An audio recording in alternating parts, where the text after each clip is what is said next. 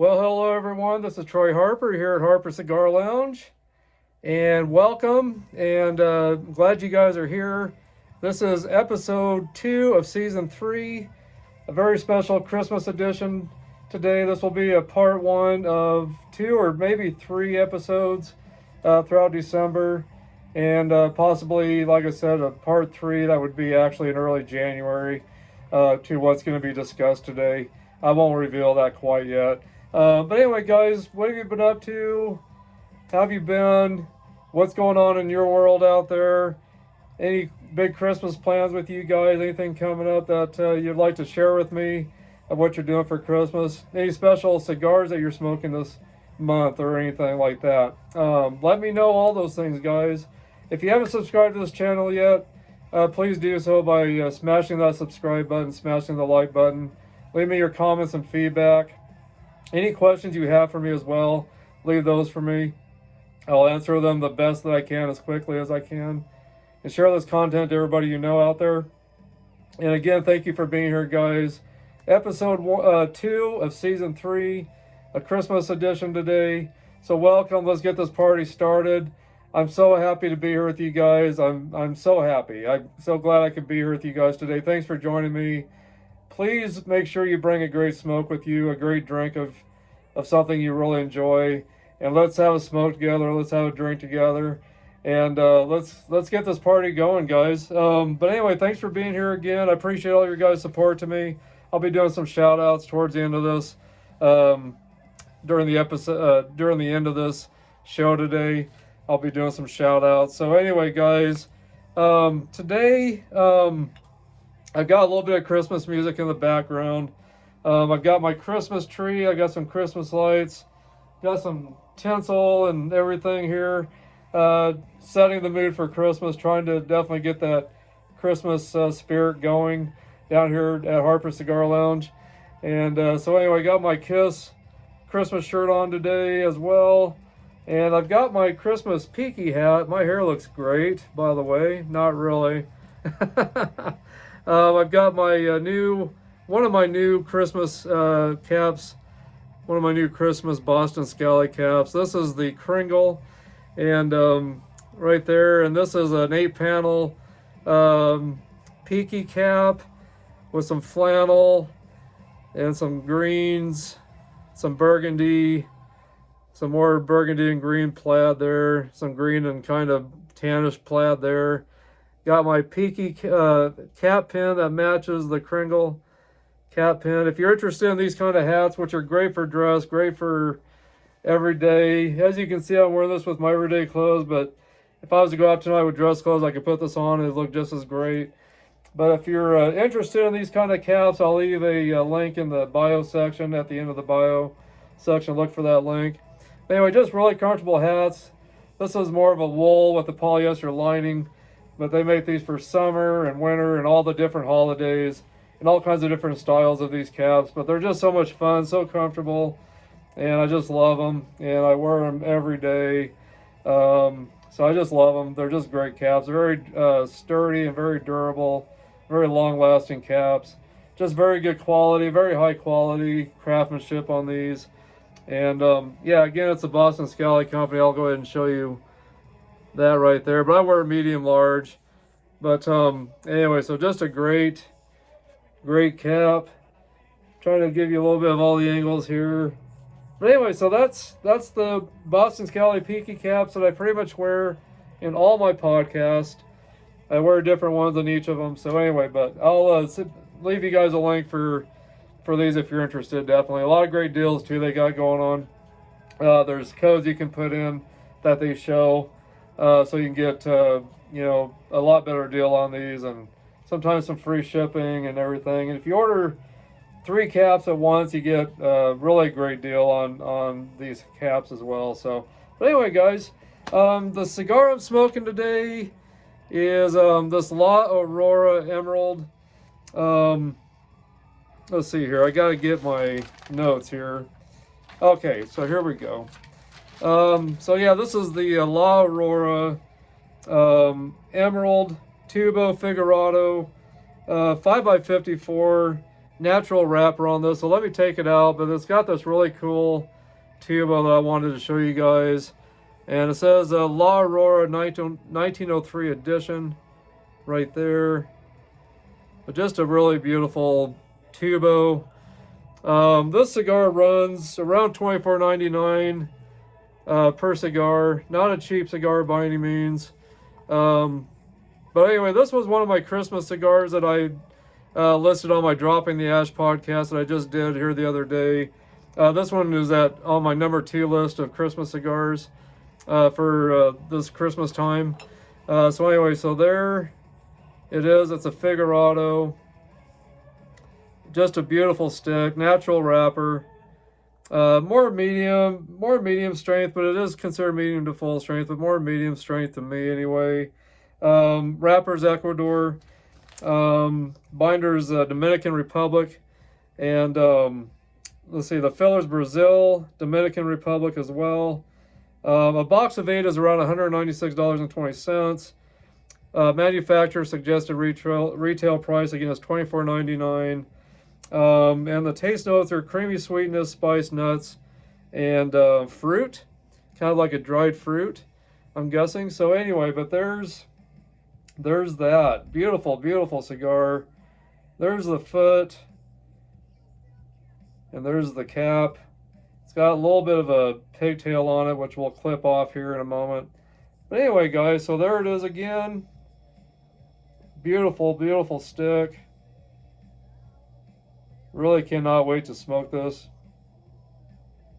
So anyway, let me get this clipped and toasted up, and then we'll get going with the rest of the show. So again, thank you guys for being here. I'm glad you're here. I'll be going over some heavy metal birthdays for December, and I'll be discussing some metal news. And I've got a great discussion today. I'm discussing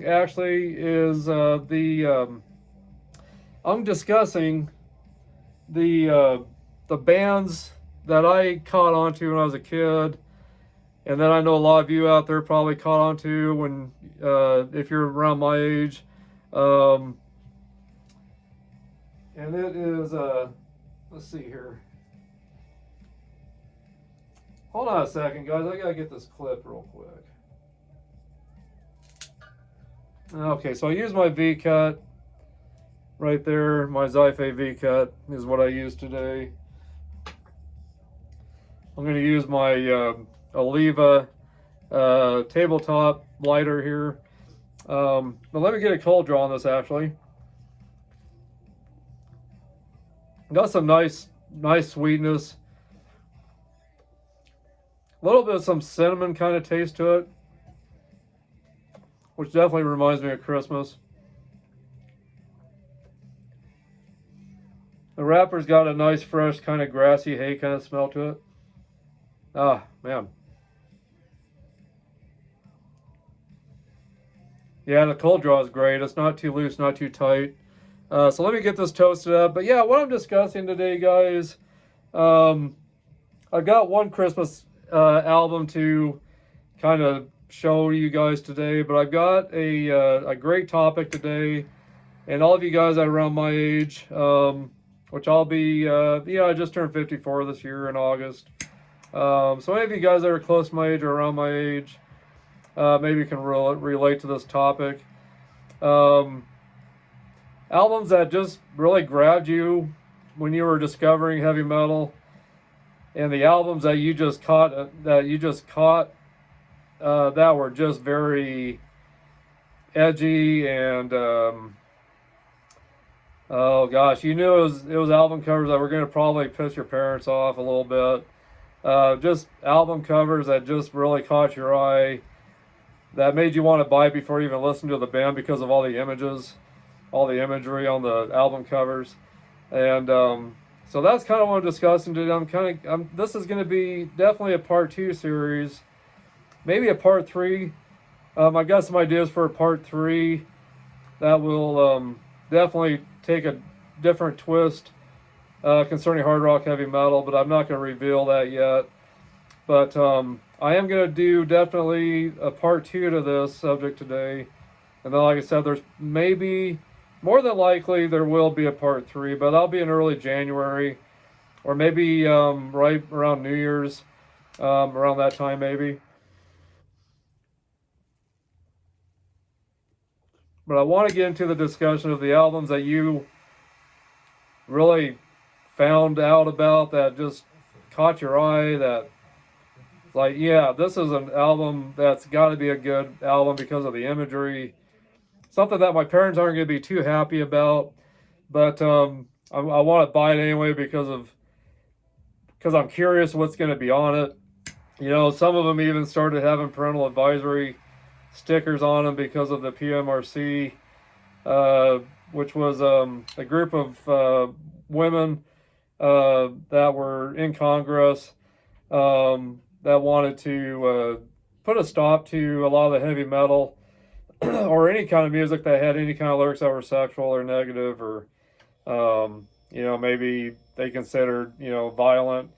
They wanted to put a stop to it. Dee Snider from Twisted Sister um, was one of the guys that showed up at this big uh, court hearing, I guess you could say, and discussed why they were wrong about what they wanted to do, and why it was wrong that they should be putting, you know, parental advisory stickers on everything, and assuming that their lyrics meant things when it really didn't.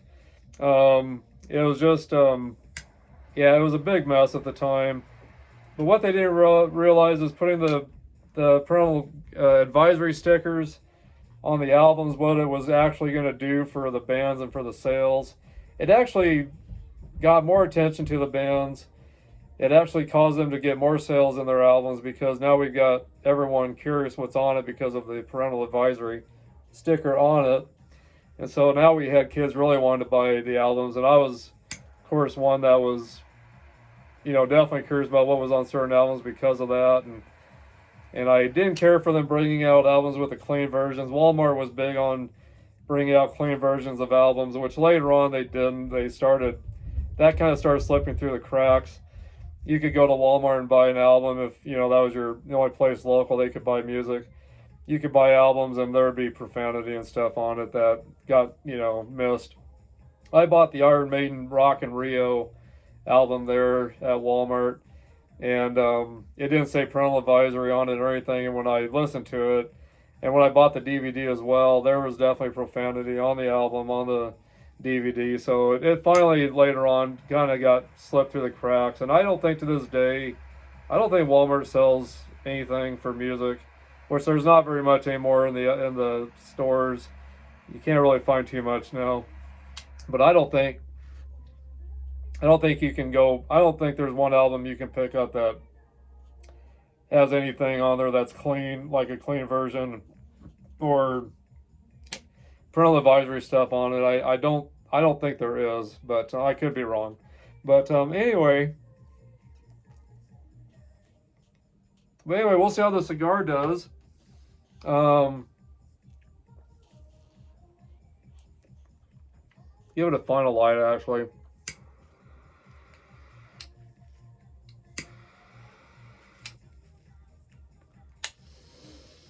So curious how this cigar does. I love La Auroras. First time I've had a La Aurora that's a Figurado like this. So really anxious to see how this cigar does. Let's see here. I wanted to look up what year the PMRC came out. I want to say it was in 1985. I can't remember.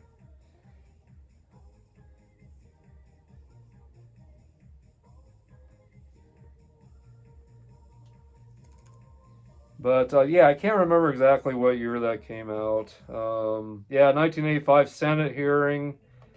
So here's the information on it right here. Let's see here. This is on Dee Snider's website.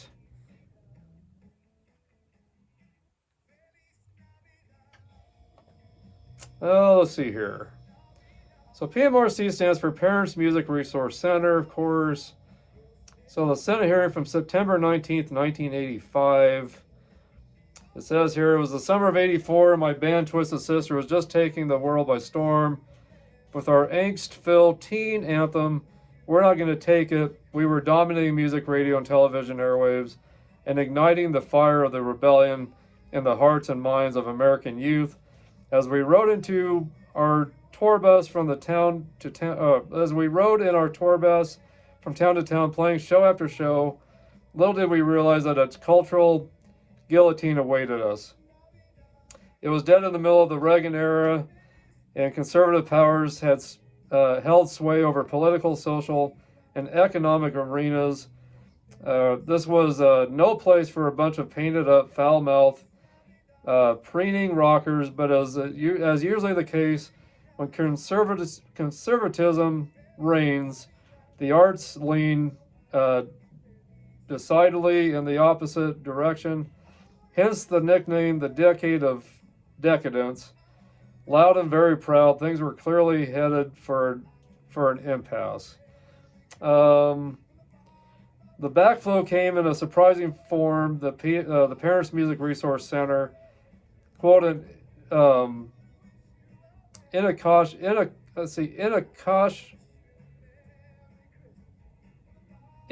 name for such a subversive-minded group, led by the character-like spouses of notable Democrat and Republican senators. It was hard to take these Stepford wives seriously. Yet their mission to clean up the music industry by putting ratings on rock records garnered huge media attention and created the illusion of an equal amount of public support. Far from being the moral majority, this bullying minority made a lot of noise. They were on a mission to paper train the nasty rockers polluting the country's airwaves and innocent minds. Let's see here. Let's see. By the summer of 1985, the PMRC censorship symphony had reached a crescendo, and it was announced there would be an illegal Senate hearing to discuss the issue of porn rock. They didn't call it illegal, I did. The form of a Senate hearing is supposed to be used to collect and analyze information in the early stages of legislative hearing, is not to promote any legislation. Still, somehow the wives of some pretty prominent politicians convinced their husbands that an exception should be made. One you can only imagine, the pillow talk between Tipper and Al Gore, or Susan and James Baker, that led this misuse of public funds. Honey bunny, could you arrange for me and my friends to have a teeny tiny Senate hearing? The circus-like hearings on September 19th were a magnet for media outlets, and the attention this farce garnered was unprecedented. No matter which side you stood on, it seemed everyone except, unfortunately, most of the young music fans actually affected by this travesty wanted to watch this car wreck of injustice, and that's just what it was. So anyway,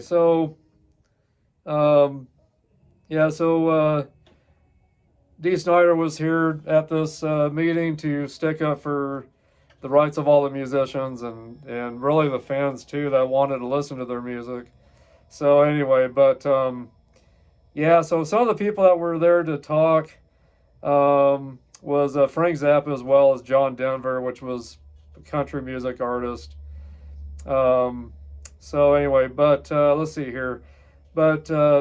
Unbeknownst to the general public and to the arts set to testify, the RIAA, the music industry's trade group lobbying arm, had already made a side deal with the senators and the PMRC, agreeing to a voluntary modified label, the now legendary warning parental advisory, in place of the Washington wives' demand for more content-specific labeling: V for violence, S for sexual content, O for the occult. The essentially negated in efforts the unholy trinity of Frank Zappa, John Denver, and myself. invited her to speak on behalf of the artist might make and made our being there moot. There was no way for us to win. Let's see here. But yeah, at the time, Dee Snider discussed what his lyrics actually meant, and that they definitely were way off on what the lyrics were meaning. The women of the PMRC were definitely had it in their mind what the lyrics actually meant when it really didn't mean what they thought it meant. But anyway, it was, it ended up being where, of course, Dee Snider, Frank Zappa, John Denver lost the battle with the PMRC, and they went ahead and the PMRC made it to where there would be labels on albums after that. So anyway, it was a pretty messy deal at the time, and I know there's still print advisory labels on albums out there, but you just don't see those really in like Walmart or anything.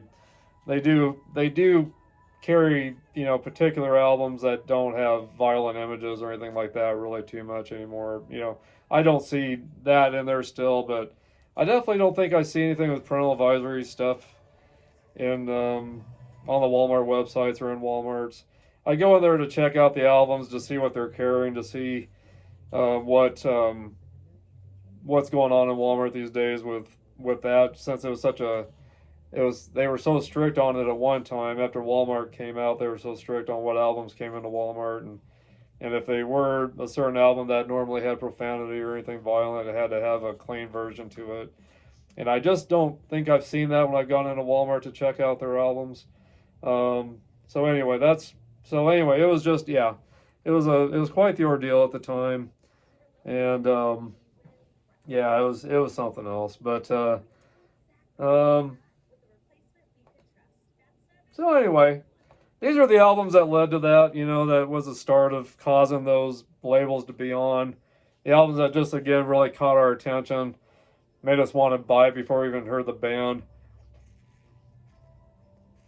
And just the imagery was just a big part of what we thought of those bands before we listened to them. So far the cigar is tasting good. It's got a little bit of a tight draw on it still, which most figure out to start off with kind of a tighter draw, because you got such a small opening in the beginning. But as it goes on, it should open up better and do better. I have had to do a relight already on this one. Still a little bit of a tight draw. We'll see if it opens up a little more as it goes on here. Again, this was one of my Christmas picks. It was my number 2 pick on my Dropping the Ash podcast I just did recently. Because it was just a cigar I was really curious about. And I just love the green, tubo on it and everything. And I love the green cigar band. That just greens and burgundies and blues really remind me of Christmas a lot. Golds.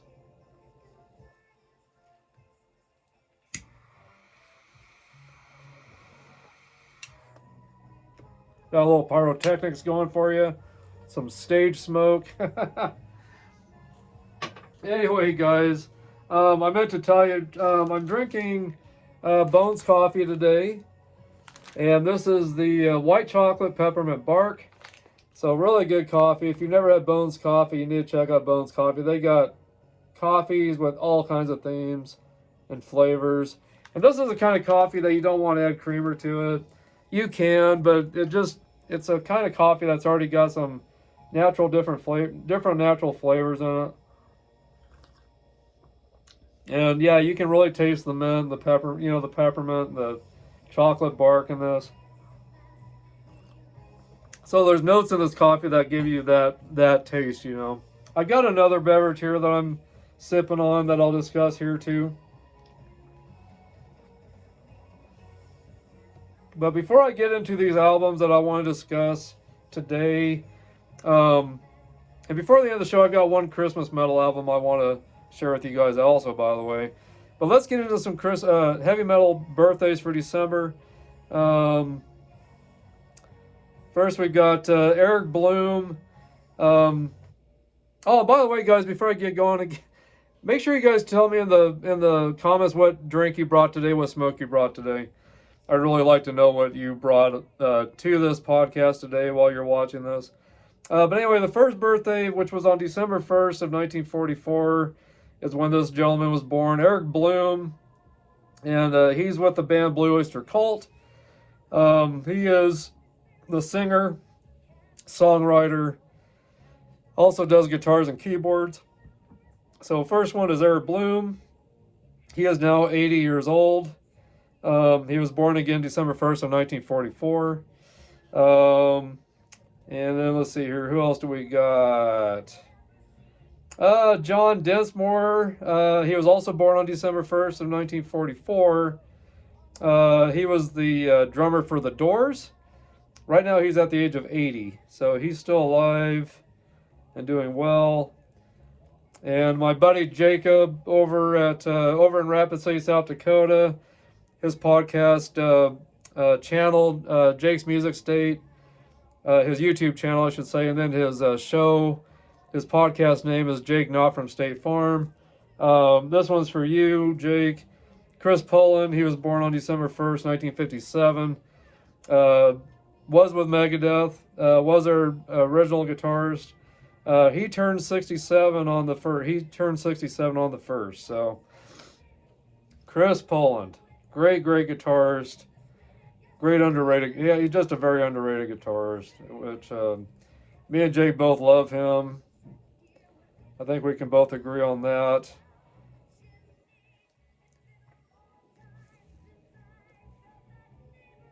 Brad Delson, lead guitarist, not sure if he's a lead guitarist, but he is one of the guitarists for Linkin Park. He was also born on December 1st of 1977. He's at the age of 47 right now. And let's see here. Oh, yeah, I love this one. Rick Savage from Def Leppard, bass guitarist for Def Leppard. He was born on December 2nd of 1960. He's at the age of 64 now. One of my favorite bassists. One of my favorite bands. I was just watching their live show last night. I've got the DVD. It's live. The Round in Your Face. It was. The DVD I've got's got all their videos from the beginning up through Hysteria.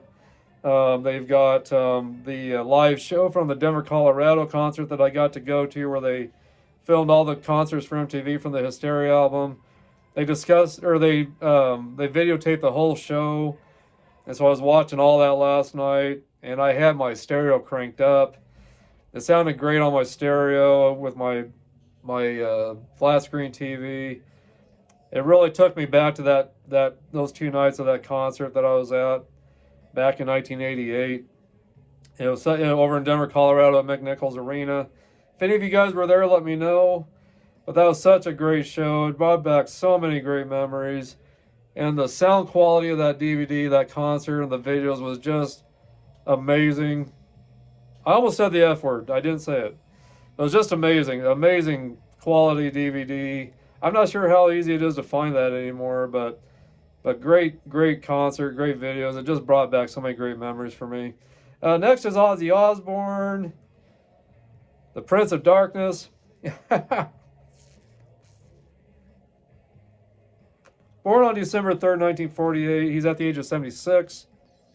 Of course, lead singer for Black Sabbath and his solo albums. And let's see here. Who else do we got?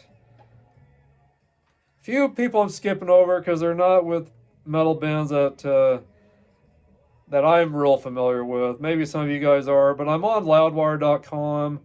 So if you guys ever get on loudwire.com or just get on the internet, Google Heavy Metal Birthdays December, and you'll see Loudwire comes up. You can get on there and check out all the people that I don't mention.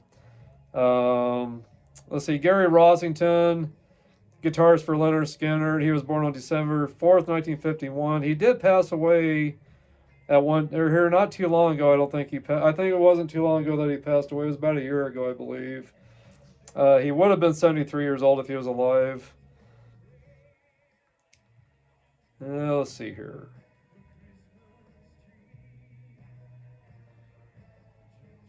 I've got some heavy metal Christmas music up, but this doesn't sound very heavy metal like. Sounds more 50-ish. Hopefully the metal comes back here. Oh my gosh. Let's see here. Might have to change the tunes here in a moment if this don't change. Jack Russell. He was born on December 5th, 1960. We just lost Jack Russell not too long ago this year. He was a singer for Great White, and he also had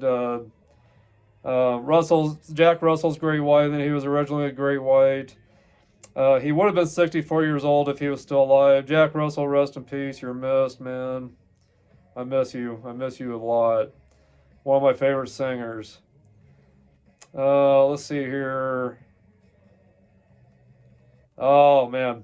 Randy Rhoads, born December 6, 1956. Randy was born on March 19th of 1982. He, let's see here. No, I'm sorry. He was born on December 6, 1956. He was killed in a plane crash during the Diary of a Madman tour. He was 25 years old when he got killed. That was March 19th of 1982 when Randy got killed. He is definitely missed every day. Anyway, guitarist originally for Quiet Riot and then went on to Ozzy Osbourne.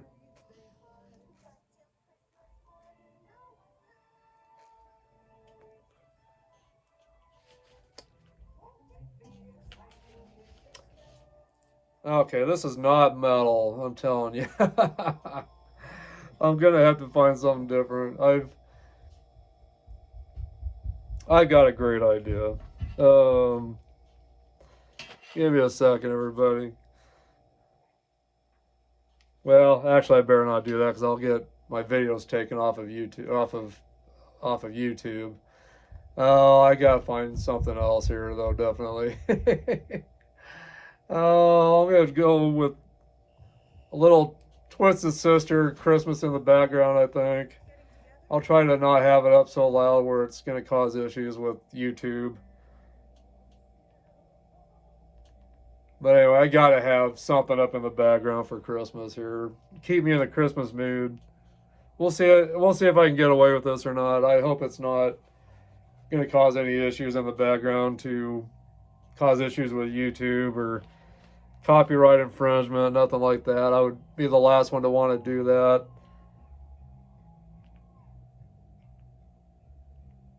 So anyway, hopefully this is okay. Hopefully it's not too loud in the background where it causes issues.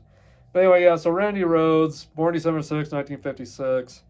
He would be 68 years old if he was still alive. So rest in peace, Randy. You're missed every day.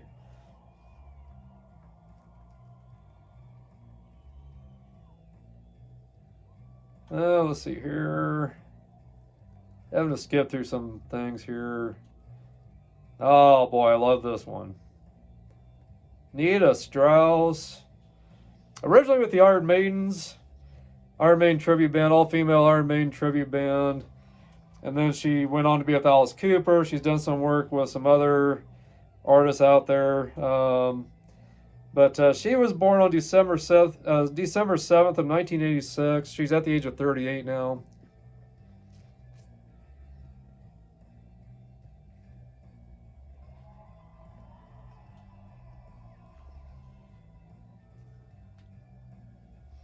So anyway, yeah, Nita Strauss. She's a great guitarist. I've seen her twice with Alice Cooper. That gal can shred. I would consider her probably the best female metal guitarist out there, I would have to say, definitely. But if you guys don't know who Nita Strauss is, shame on you. Just kidding. But no, if you don't know who Nita Strauss is, or if you haven't really paid attention to what she does, you guys gotta check her out if you're into guitaring. But yeah, she's been with Alice. If you're familiar with Alice Cooper, you'll know who Nita Strauss is. But anyway, if you haven't really checked out what she does with her guitaring, I know she's got some solo work out there. She's got a website that you can purchase some of her music and some autographed photos and some t-shirts.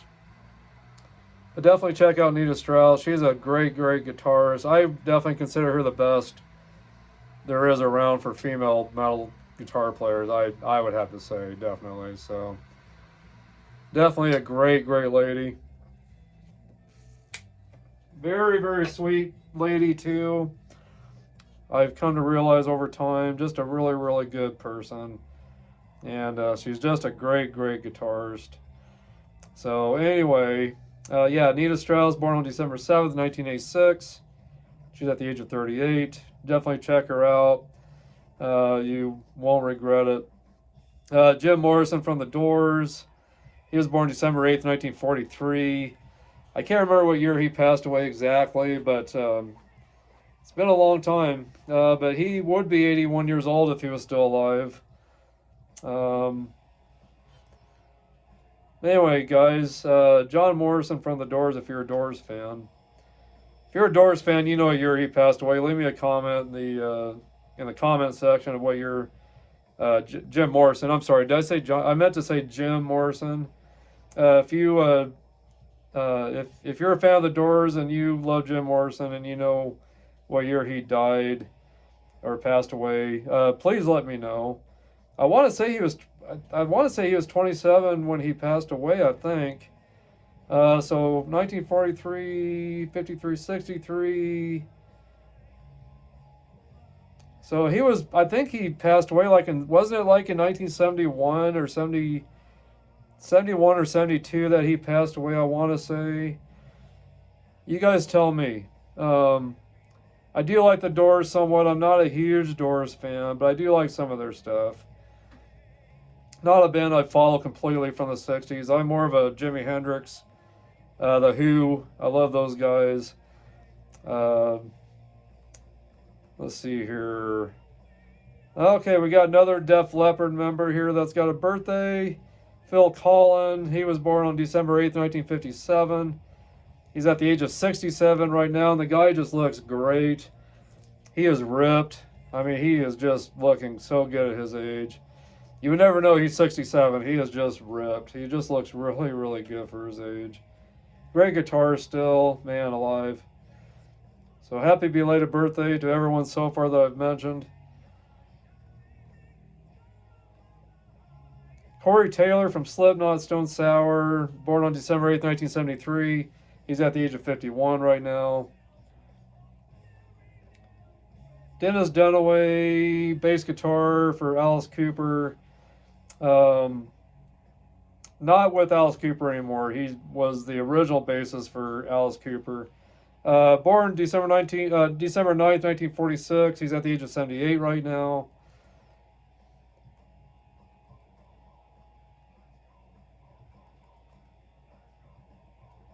Oh man, Wolf Hoffman from the great metal German band Accept. Born December 10th, 1959. Plays guitar for Accept, of course. Has his hand on, I believe, the songwriting, but backup vocals as well. But he's at the age of 65. Great, great guitarist. Just saw him over in Denver, Colorado, a little while back. Got to see Accept with KK's Priest, and that's where me and my buddy Jacob Lee met up. Was at that concert over in Denver, Colorado, and we've been great friends since. We've been doing podcasts together, and we've just become great friends. We've become really, really good friends, and I just love this guy. You guys make sure you check out Jacob Lee on Jake's Music State on YouTube. Check out his YouTube show, Jake Knott from State Farm. He does Megadeth Mondays if you're into Megadeth. Does some unboxing kind of stuff. He's been a guest on other shows on YouTube. You guys check out our recent video that we did, our podcast we did. It was the 10 best comeback albums that we listed. And if you go and listen to that on his channel, he'll tell you some of the other podcasts he's been on. I know he's going to be on one called Grab a Stack of Rock. And I'm trying to remember the other ones he's been on, but he's been on a couple other ones I know. So, a great guy. He's got a great show, so make sure you guys check him out on YouTube. Again, Jake's Music Status, his YouTube channel. Subscribe today on his channel. Leave him a like, leave him some feedback and comments, share his content to other metalheads that you know out there. But he's got some really great stuff. So, and again, his show's called Jake Not from State Farm. So anyway, but check out his stuff on his channel. You'll see a few different podcasts that we've done together on there. It's always great to do a podcast with him and to talk heavy metal music with him. He knows his stuff, I tell you.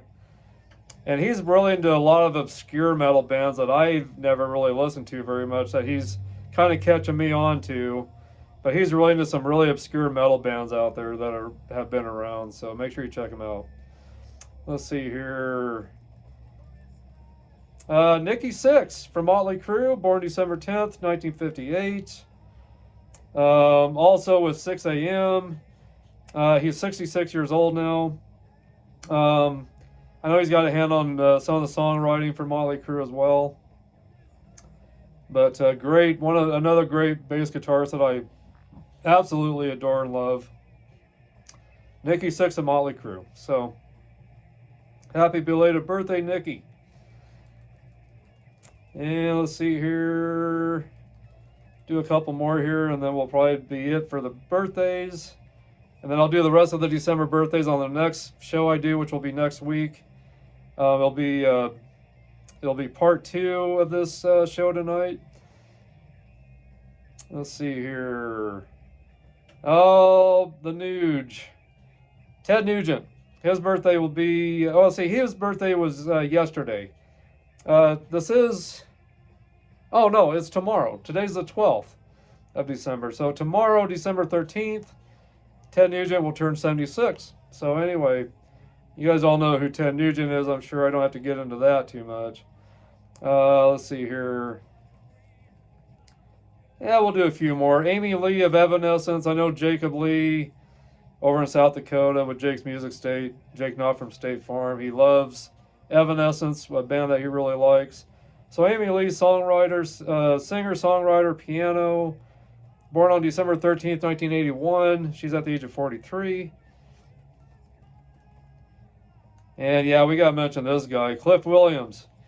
Born December 14th of 1959. It's sad that he's not with AC/DC anymore, because I know they're going to be doing a world tour in the States, I believe, probably next year.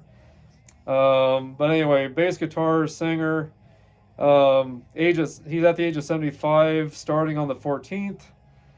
Bass player for AC/DC. Backup vocals as well for AC/DC. So, Carmine Appice. Brother of Vinny Appice, Carmine Appice, I apologize. Carmine Appice, brother of Vinny Appice, that's played with Black Sabbath, the Dio band.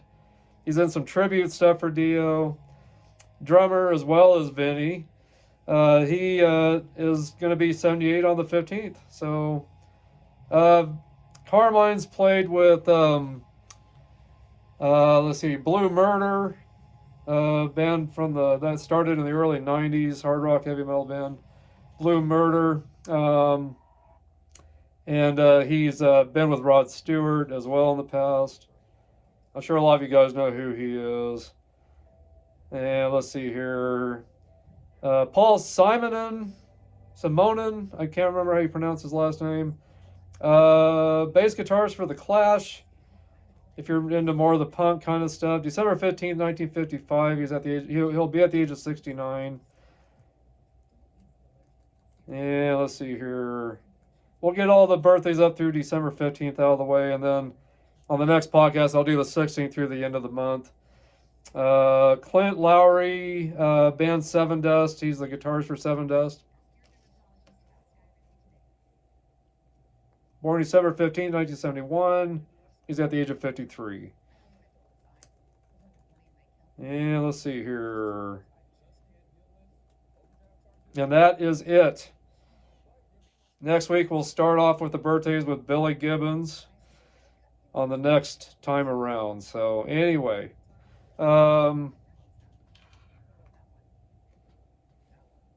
get my screen set up for some heavy metal news, which is blabbermouth.net. But let me get into some of these albums. My gosh, guys, you've been patient enough with me. The cigar is doing a little better. Doing a little better now. It's opening up more. It's not burning out on me. Definitely medium strength still. Getting some nuttiness out of it, some creaminess. I was trying to remember again what they suggested that the taste notes were, and I can't remember where I got this information on this cigar. It was some review on the internet. Taste notes, creamy sweetness. I'm definitely getting some creamy sweetness. That's what it is. Some nuttiness, some kind of fruitiness I'm getting out of it, definitely. That might be a part of the natural sweetness I'm getting. Just a touch of spice. Just a touch of spice. But the construction's actually pretty decent. A little bit of an uneven burn right now. So I could probably give that just a little bit of a touch up.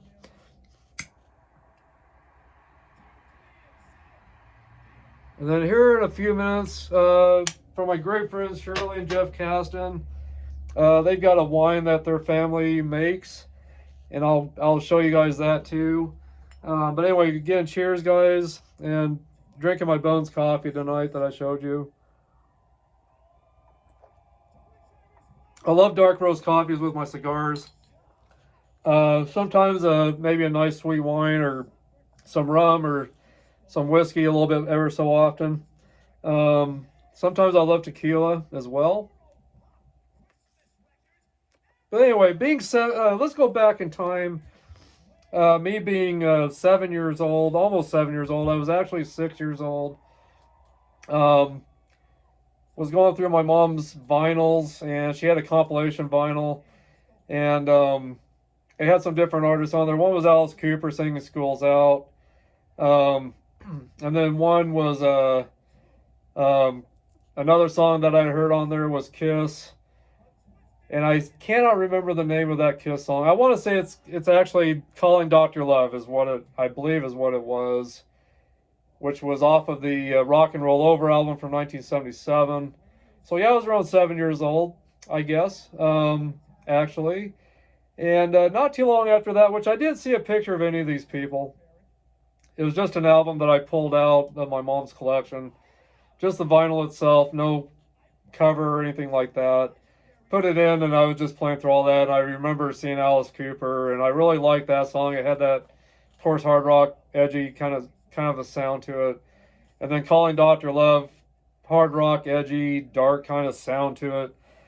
Started hanging out with the kid that went to school with. His name is Ross, and he started playing football with me and basketball. And really kind of started teaching me about sports, really, in a lot of ways. And then we went up to his bedroom, and in his bedroom there was all this Kiss stuff everywhere, all these posters of all these guys in makeup and these elaborate stage outfits. They looked like superheroes to me at the time. So I asked, who are these guys? And he told me who they were. And the first albums he put in for me to hear was Kiss Alive 2. So talking about imagery, blood coming off of Gene Simmons' face, just, the Star Child, his makeup, the Space Ace, his makeup, the Catman, but that Gene Simmons with the blood, that's what really caught my eye. And he just looked dark and evil, looked like a bad villain from a superhero show or something like that, or comic, which I do have the original Kiss comic put away that they brought out with Marvel. And I've only flipped through it a couple times, but I think they were teaming up with some of the Avengers, I want to say, if I remember right. And then on the back, a much bigger picture of what was on the front. But Gene Simmons again, just that blood coming off of his face. He's all sweaty. He just looks evil. And the makeup, you know he's supposed to be a monster of some sort. Which at that age I was really into, and I'm still into it, but Dracula and Frankenstein and all those old monster movies. I remember in my bedroom having out of the cereal boxes that we got, I can't remember what cereal it was, but it must have been in like October or something, but every time you bought a box of cereal, there was a black and white monster picture that folded out, and I had them all over my walls, and I even had a Dracula poster that was 3D, but these posters I had on the wall glue in the dark, and I just remember laying in bed at night with my room dark and seeing all these images glowing, and that's what that Gene Simmons, that's what this Gene Simmons photo really reminded me of, was those monster photos or posters I had up on my wall. So that really got me intrigued. And then, of course, I heard, Kiss Alive. And again, Gene Simmons. Of course, this was an album that came out several years before. But Gene Simmons just looks dark and evil there, too. And, and then I just loved seeing how many people were there to see him. I just thought that was really cool. Made me want to be there to see him, too. Just all these people being there just made me realize how big of a group this really was.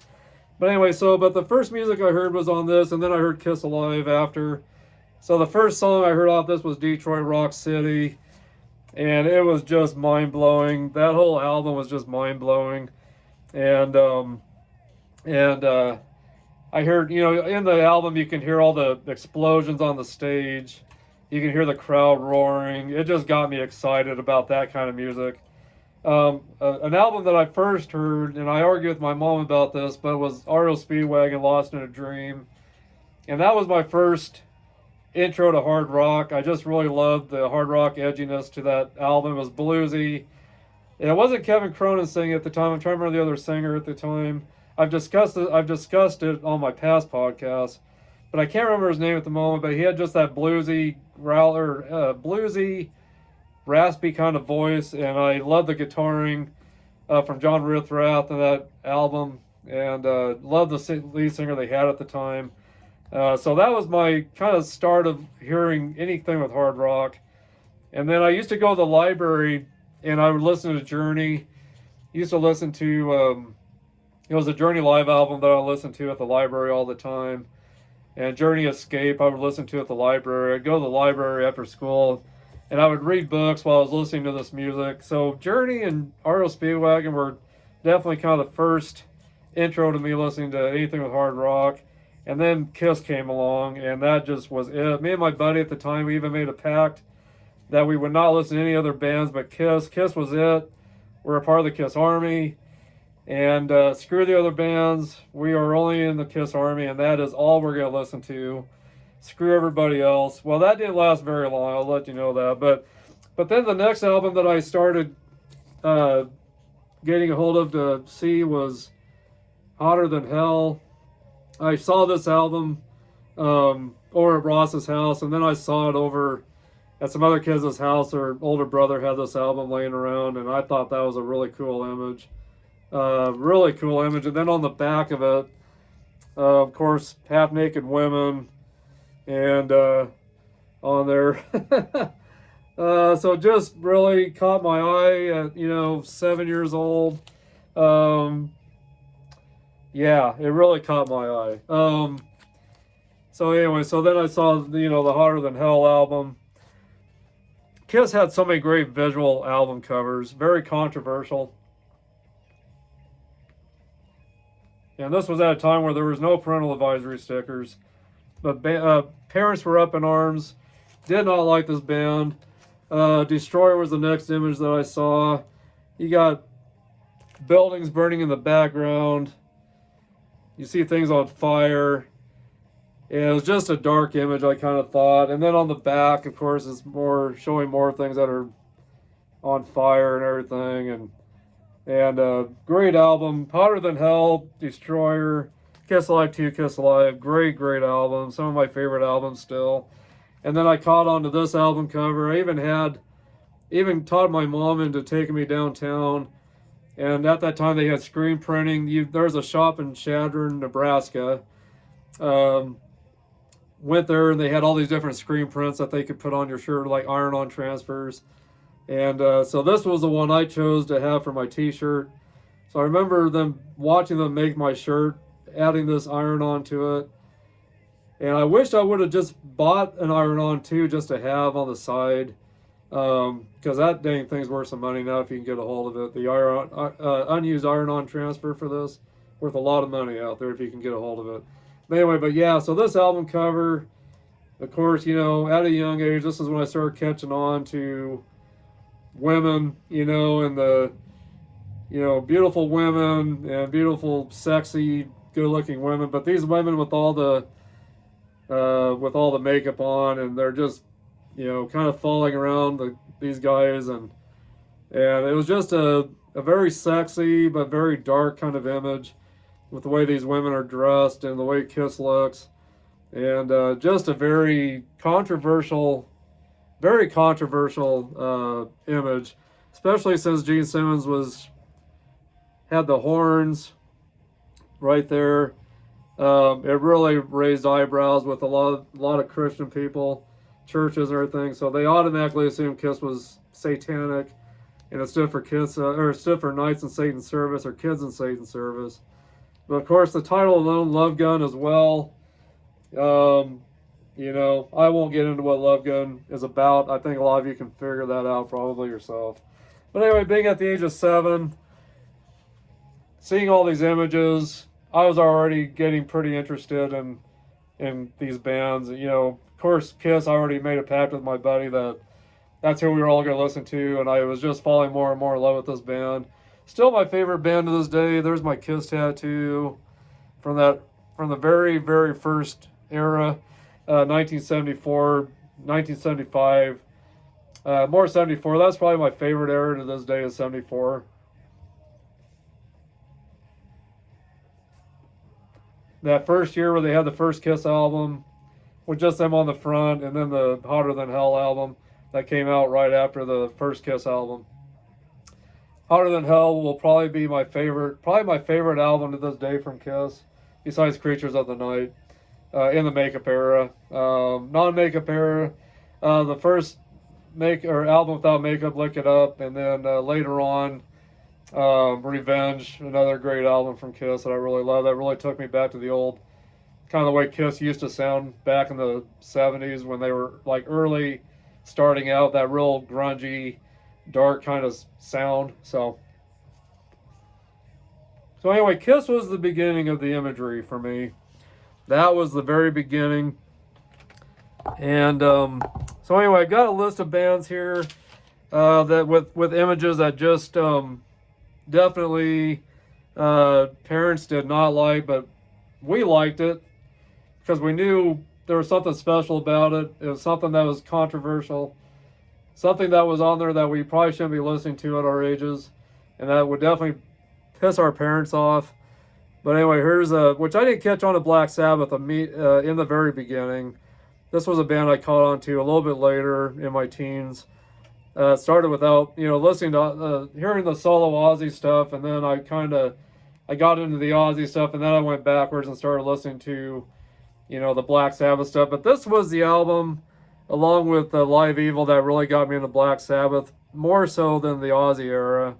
But anyway, so Heaven and Hell with Black Sabbath, Ronnie James Dio, Tony Iommi, Bill Ward, and Bill Ward, Geezer Butler, Tony Iommi, and Ronnie James Dio.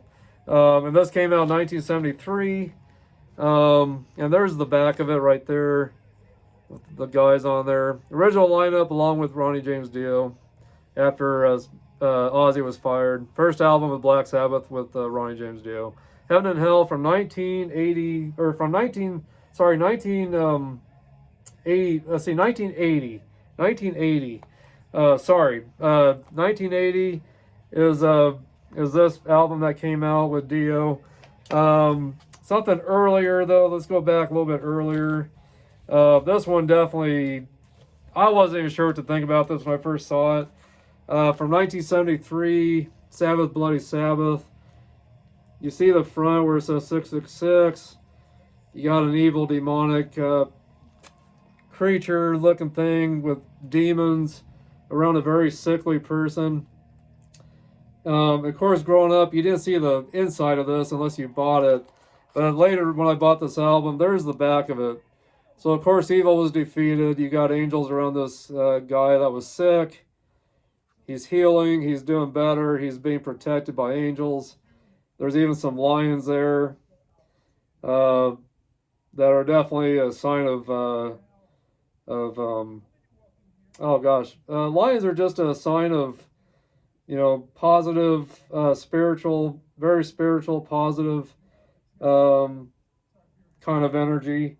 So obviously, good overpower the evil, which a lot of people assume. I was even one that wasn't sure what they were trying to say on this. If they were a band that was for Satanism or demonic stuff, but really Black Sabbath was a band that was trying to warn people about evil, to stay away from it, which a lot of us didn't realize that growing up. And of course, I was raised up in a Mormon church and a non-denominational church after that, and a lot of people, were really trying to convince me that to stay away from all this stuff. It was bad for me. It was evil. But really, when you listen to the lyrics from this album and you see that imagery on the back, you can definitely see that Black Sabbath wasn't what people really thought they were about. But yeah, this is one of my favorite albums. And one of the big songs on this was Sabbath, Bloody Sabbath, of course. Killing yourself to live, about being on drugs to make yourself feel better, trying to warn people about drug use, to bring awareness to drug use and what it'll do to you if you let it take over your life. So some really positive things out of this album. And of course, I didn't get into the songs on all these other albums, but just so many great songs between all these albums from Kiss that I brought up. On the Hotter Than Hell album, let's see here. Want to give you guys the biggest songs on here for me. Parasite was the biggest song on here for me. Hotter Than Hell, Watching You, Strange Ways with Peter Criss, the drummer. Peter Criss is the one that really got me interested in wanting to play drums and sing. I just loved his drum kit, how big it was, and his raspy voice when he sang. And then on Destroyer, of course, Detroit Rock City, King of the Nighttime World, God of Thunder, which was probably their most darkest song. Shout It Out Loud, kind of another anthem like Rock and Roll All Night. And let's see here on Love Gun, of course, Love Gun. Tomorrow and Tonight, Christine 16, Shock Me with Ace Frehley, Hooligan again by Peter Criss. Just some really great songs on those albums. So anyway, that was the first list on, besides the Kiss stuff, Black Sabbath is the first one on my list of imagery that, really caught my eye and knew it was going to be stuff that was probably not going to be going over very well with my parents. And I'm getting close to this band, so I'm going to take this band off and give it a relight. So far, this is going to be my third relight on this cigar, so not sure how I feel about that yet. But if you ever have to do a relight, try to get as much of that ash off as possible, so you're not relighting old ash on there. And that will prevent your cigar from being toasted back up the way it needs to if you've got extra ash on there. So make sure you don't have extra ash. Just kind of roll that extra ash off in your ashtray and then start over. But anyway, I'm really liking the taste of it. It's a more medium strength cigar, like I said, some natural sweetness, some nuttiness to it, some kind of vanilla kind of taste to it, some creamy vanilla kind of taste, some natural sweetness, which I believe is probably some of the dried fruit kind of taste notes.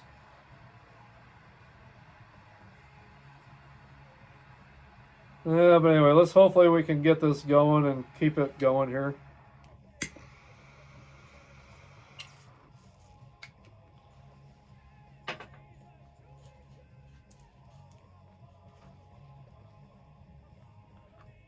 So anyway, number 2 on my list is AC/DC Highway to Hell from 1979. Bon Scott, the original singer. Angus Young on lead guitar. Malcolm Young on rhythm guitar. And let's see here. Cliff Williams on bass. Angus Young on lead guitar, if I didn't mention that. And Phil Rudd on drums. So, but anyway, that album definitely was not going over very well with the parents, especially since it said Highway to Hell on it. So some of the great songs on this is Highway to Hell, Girls Got Rhythm, Walk All Over You, Touch Too Much, Beating Around the Bush, Shot Down in Flames, still one of my favorites. If You Want Blood, You've Got It. Love Hungry Man. So even the titles of these songs definitely didn't make it a real popular album with the parents, especially the mothers. And of course, Angus Young's got devil horns, and he's holding his tail right there. That looks like a devil's tail. And Bon Scott's got kind of a star or pentagram on his necklace there. Which AC/DC definitely were not Satan worshipers or Satanists or anything like that. You know, a lot of the stuff was for entertainment and for the shock value, really. You know, so, but anyway, so AC/DC Highway to Hell from 1979. Number 3 is Iron Maiden Killers. That was this was probably the first band I caught on to that made me think about the fact that Kiss maybe wasn't the only band I wanted to listen to anymore. Definitely wanted to see what this was about. I saw this on a kid's t-shirt in my freshman year in high school. Saw this on a kid's shirt, and I thought, God, who is that? What is that all about? And I started asking who that was and what they were all about. And next thing I know, I was getting a cassette from him for me to take home and listen to.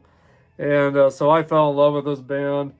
And I kept it from my parents because I knew, especially my mom at the time, which my mom's more understanding about metal these days, of course. But at the time, with that imagery, and it said Killers, and he's holding a hatchet, you know, with some blood dripping off of it.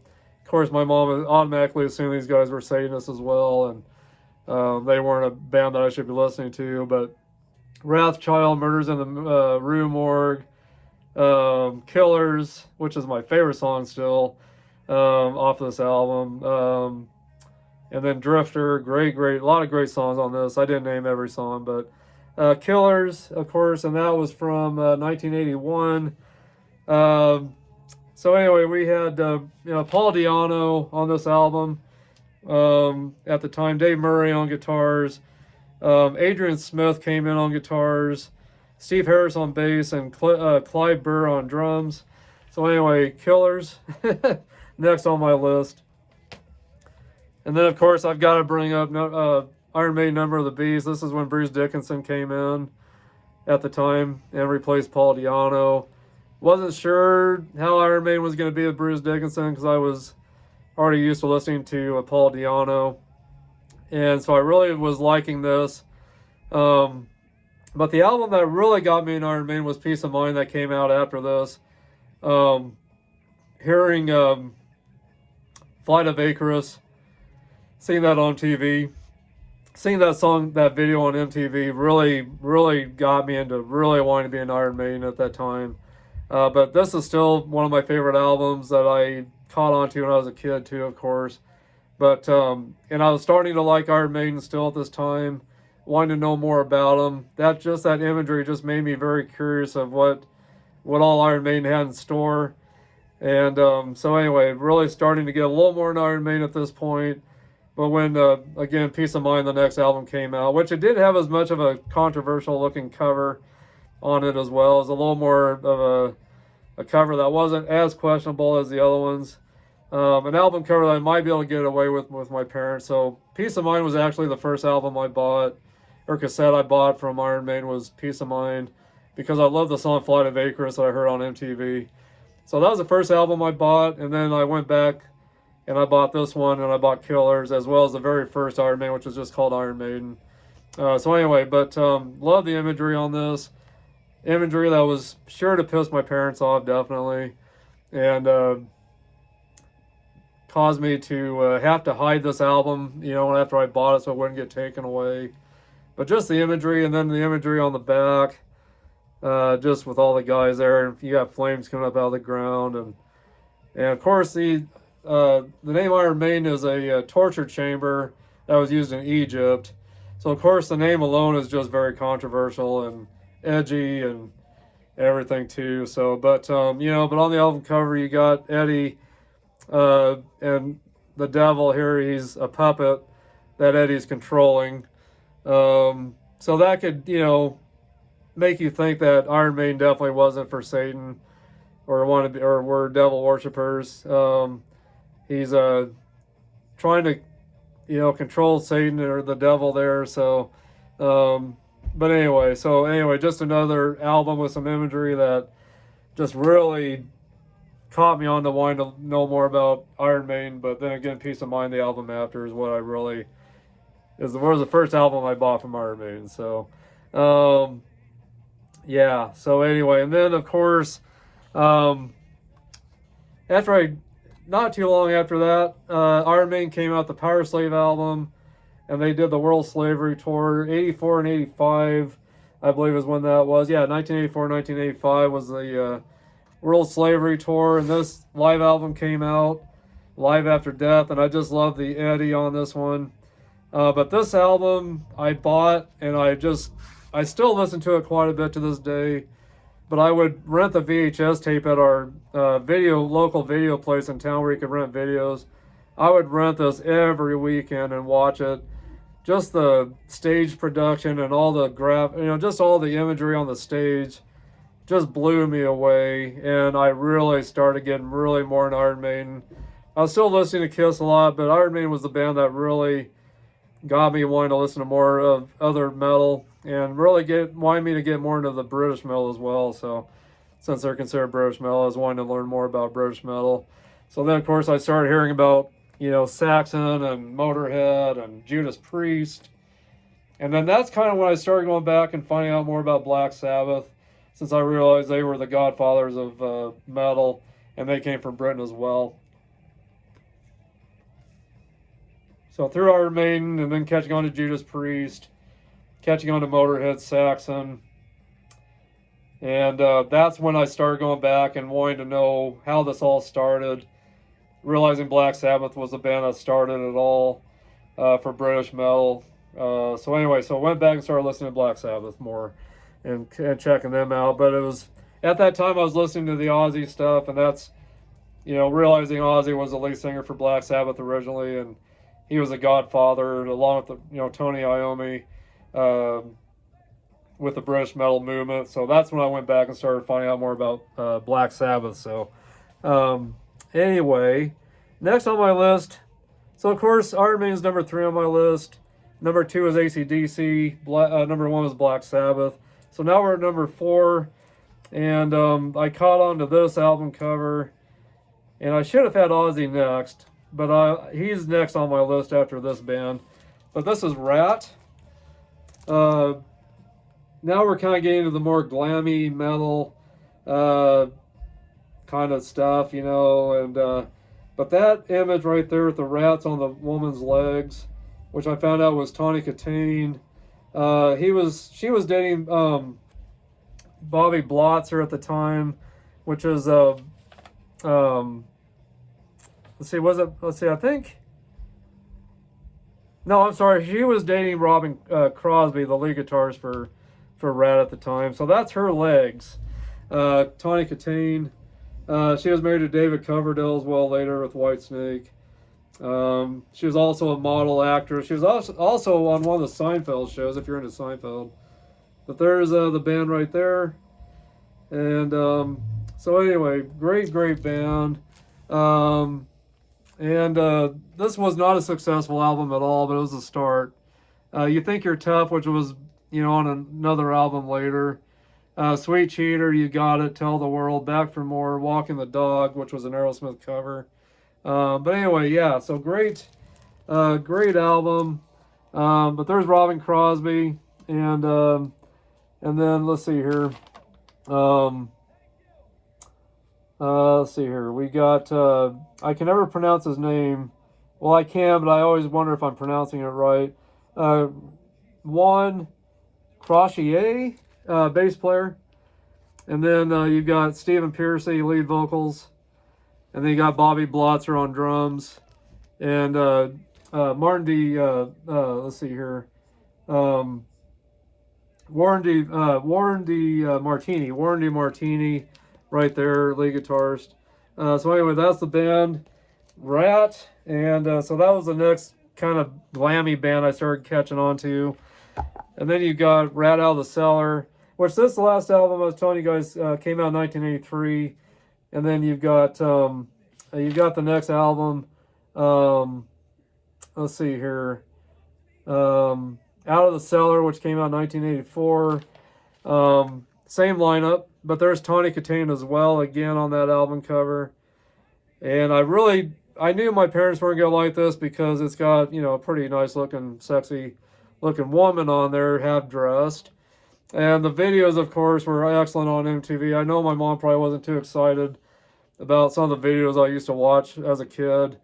But I guess that was kind of my sex education, was watching all the hard rock, heavy metal albums. Definitely got my taste of all the women that were in these videos at the time. Really got my juices flowing to get more interested and wanting to get more interested in women at the time, of course. So anyway, so at a young age, I started getting pretty interested in women. I'll just say that. So, but anyway, so Rat Out of the Cellar, Wanted Man, You're in Trouble, Round and Round, which was their big hit on MTV. Lack of Communication. Wanted Man was another big song on MTV. So anyway, but great album. And this was a band that did not do any ballads at all. They stuck with hard, edgy kind of rock.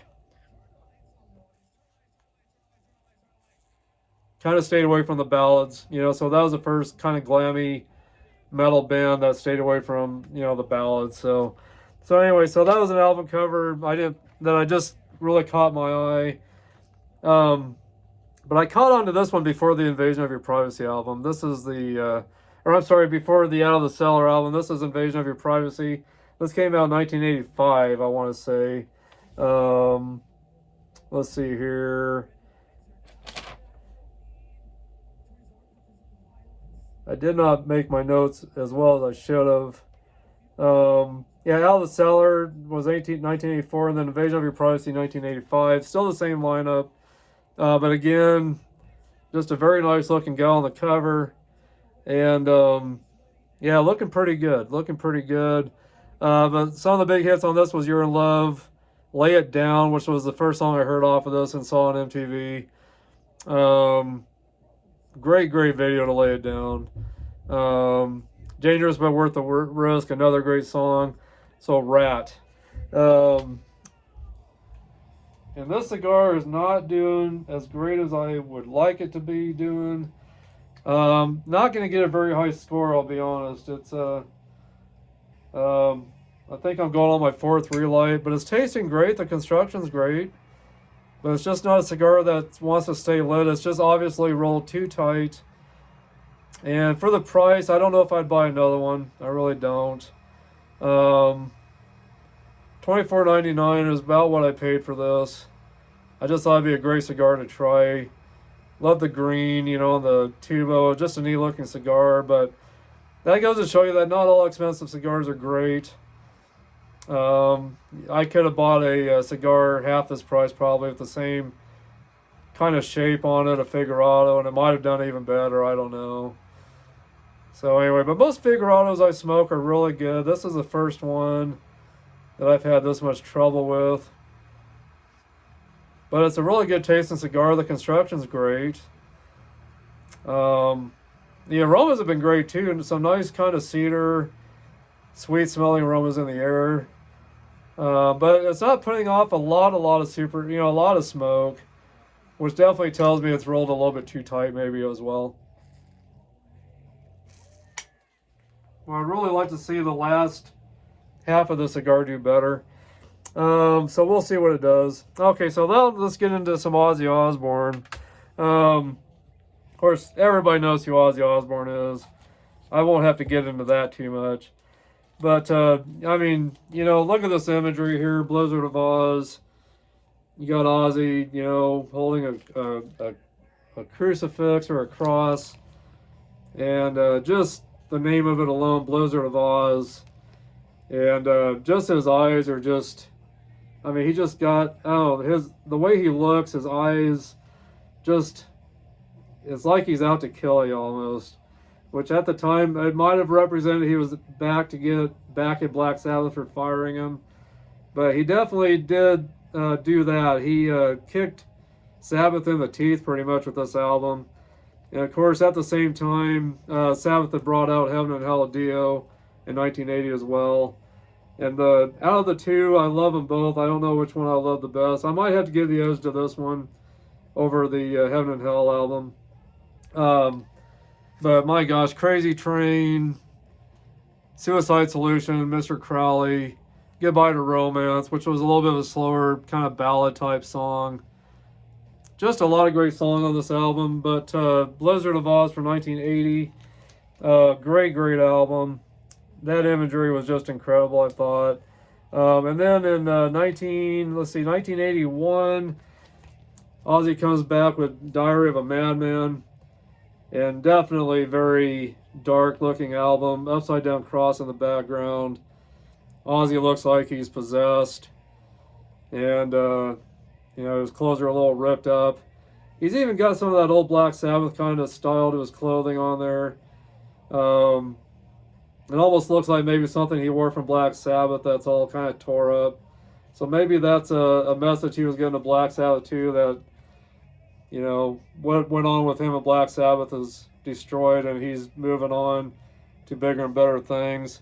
And then on the back, shows he's kind of redeemed himself there. He's clean looking, and he's got some nice white outfit on, which white represents purity, and so maybe you know, maybe that's a sign of something too, where, you know, we're on the front. You know, maybe it means he's gone through a lot of dark things in his life, and now a lot of great things are happening in his life, you know, because of the image there. But I don't know. That's just my own thinking. Everyone's going to take these images on all these albums a different way. But some of the great songs on this is Over the Mountain, Flying High Again, You Can't Kill Rock and Roll, and Believer, another great song. Another great album from Ozzy Osbourne. And then he had a live album that came out not too long after, which was called, I'm trying to remember, Speak of the Devil, which was the old all the Black Sabbath stuff that he redid and did a live show with it. Rudy Sarzo was on bass. And Brad Gillis from Night Ranger was on it as the lead guitarist. He had replaced Randy Rhoads after he got killed for the rest of that tour, from the Diary of the Madman tour. And then he was on the Speak of the Devil live album.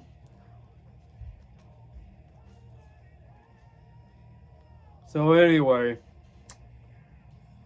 and then probably my favorite album from Ozzy Osbourne that came out in 1987 was The Ultimate Sin.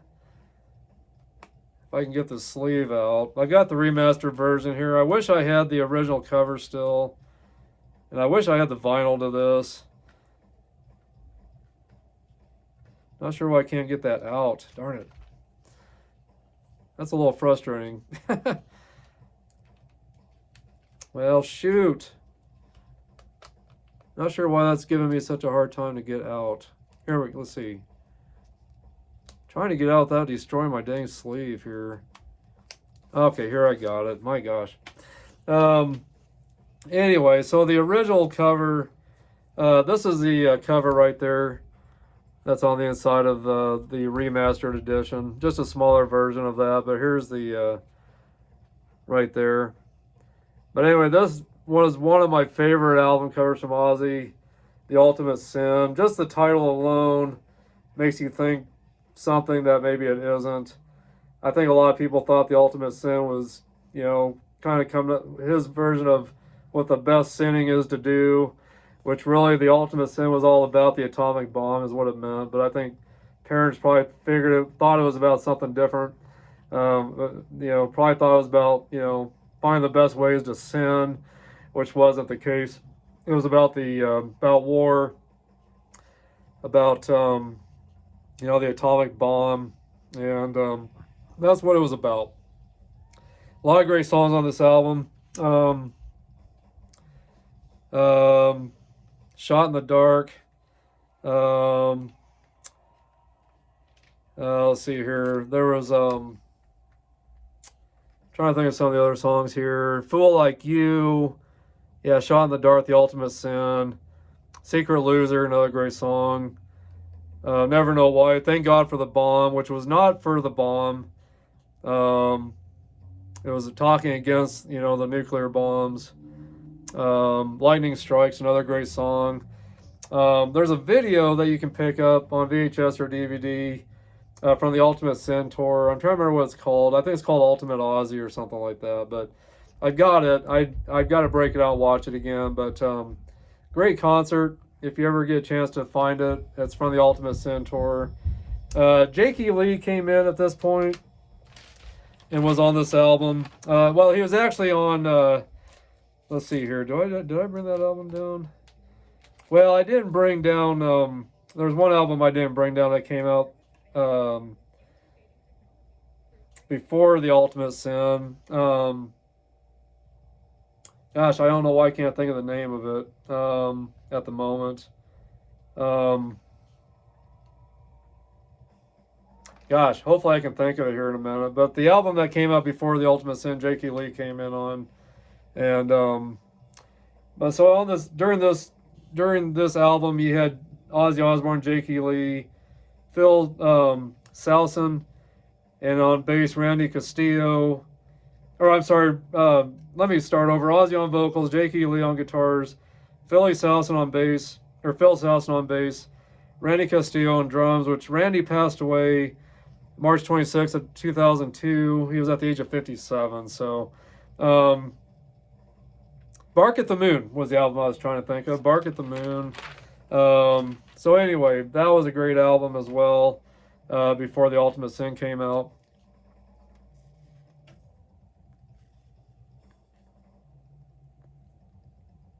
I don't know if the cigar is going to stay lit for me the way it needs to. I'm hoping it will.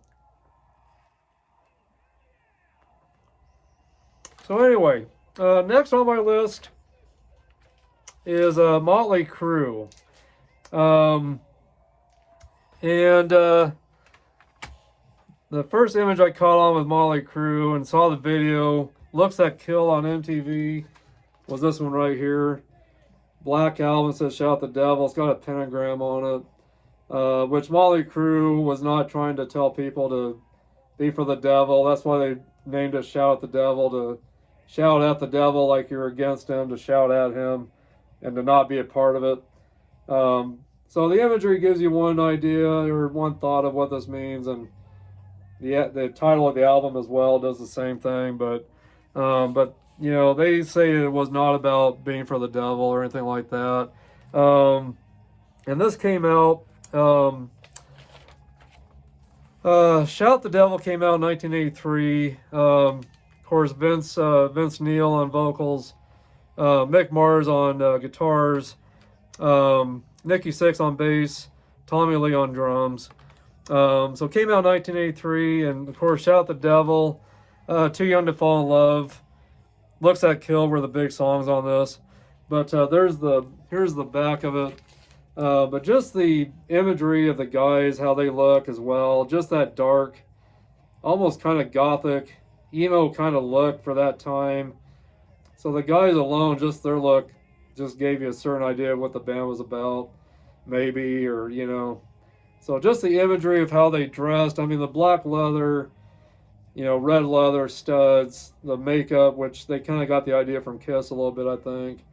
But anyway, so they took this off the stands eventually and changed it to this album cover here. So, but even this, with the way the imagery was, with how they looked, definitely gave gave you different thoughts of what the band was about, especially with the parents. But anyway, there's the back of it again. But anyway, so great album, Shout the Devil. And then, of course, after that, you got Theater of Pain. And you could tell they kind of went glammy with the way this looked. And then if you open it up, of course, they changed their outfits completely. Anyway, so they had the whole see no evil, hear no evil, speak no evil theme kind of going there. And then, of course, on the album cover, there's the pentagram on the mask that's crying. And they got one that's happy, got one that's sad. Theater of Pain. And this came out, I think it was 1985, I want to say. Yeah, 1985. Shout the Devil came out in 1983. And then there was an album previous to that called Too Fast for Love from 1981 that was controversial. Kind of had a crotch shot of Vince Neil, his crotch area on the album cover. So that, raised some controversy definitely too. And just some of the titles of the songs were, definitely not winners with some of the mothers and parents out there. So anyway, but yeah, same lineup as well. Theater of Pain, more glammy kind of music, more imagery was glammy. Smoking in the Boys' Room was a cover. Louder Than Hell. Home Sweet Home, a ballad they did, which was huge on MTV. Fight for Your Rights, Raise Your Hands to Rock. Use It or Lose It, another great song. Anyway, so Theater of Pain. So that was the next album. And then, of course, catching on to Motley Crue. Started catching on to Quiet Riot as well from 1983. Metal Health. Come On Feel the Noise, Metal Health were the two big hits off of this. Slick Black Cadillac as well. And just a great band. They were huge. They really got the metal movement going, I believe, in the more glammy direction. But this was a band that I really started catching on to, as well as Iron Man at the time. Just that guy all tied up in a straight jacket with that mask. Almost kind of a Friday the 13th Jason kind of a mask. You couldn't help not to be curious about what was going on with that band. And of course, so you had Kevin DuBrow on vocals, which he's gone. He passed away November 19th of 2007. He was at the age of 52 at the time. And you got Carlos Cavazo on guitars and backing vocals. Rudy Sarzo, that left the Aussie band, came back to Quiet Riot. He was with Quiet Riot in the earlier days before Metal Health came out. So you got Rudy Sarzo back on bass and backing vocals. Frankie Banali on drums. He passed away August 20th of 2020. He was at the age of 68. Died of cancer. So anyway, but the next album they had brought out was Condition Critical. And I just fell in love with that album cover as well. Just that mask. It just, and of course they had some big hits off of this. Sign of the Times, Mama We're All Crazy Now, Party All Night, Winner Takes All, Bad Boy. So that was just another great album from Quiet Riot that followed Metal Health. And that came out, let's see here. I want to say this came out in 1984, I believe. I believe it was 1984 when this came out. Yeah, I'm right, 1984. And then there's a picture of the band on the back right there. But anyway, this is another great album from Quiet Riot. Great album. And next on my list, this was definitely not a winner with the parents. Twisted Sister, Stay Hungry, got Dee Snider with a big bone.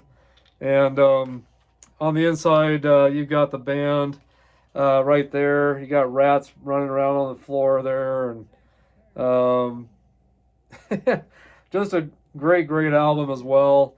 And this came out in 1984 as well. But that album cover did not go well with the parents, especially the mothers. Twisted Sister with Dee Snider.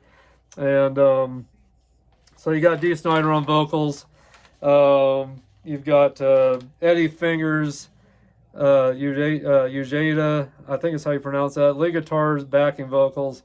JJ French on rhythm guitars, lead guitars, vocals, backing vocals. Martha Animal Mendoza on bass and backing vocals. And AJ Perot on drums. Or AJ Perot, I'm sorry, on drums. And he passed away March 20th of 2015. He was at the age of 55. He had a heart attack at the time. So anyway, so Twisted Sister is next on my list. And then we're getting down to the end of this, guys. Believe me, we're getting down to the end. We got Dio, Holy Diver. And just that image of the priest being in the water. And this demonic, mascot that Dio has. And I'm trying to remember the name of his name again. I'm trying to remember the name of that mascot. I can't believe I've spaced the name of that mascot. But he's got that priest all chained up, and he's been thrown in the river or in the ocean or whatever, But so definitely, parents didn't like that, I'm sure, too much because of you got a religious figure in the ocean all chained up. But Dio was not one for religious beliefs. He really did not believe in any religions or heaven and hell. He believed heaven and hell was what you choose to do on earth. If you choose to get involved with bad things on earth, you're going to go down a path of hell. If you do good things on earth, you're going to have a good life, and a good life with positive things that happen, So that's what he believed heaven and hell was about. And that's what the song Heaven and Hell is about that he did with Black Sabbath.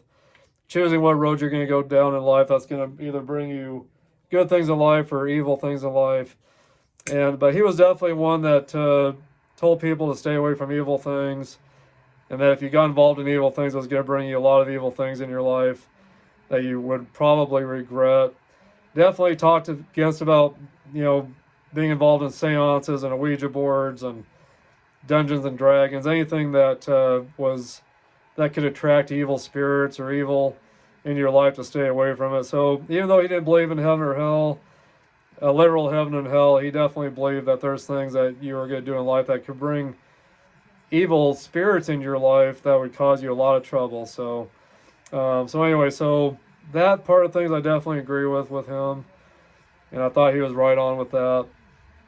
So he was one to definitely warn people about evil and stuff. But he definitely didn't believe in religious groups or religious, or churches telling you can do this or you can't do that. He believed in you making your own choices in life and not letting anything hold you back from what you really want to do in life.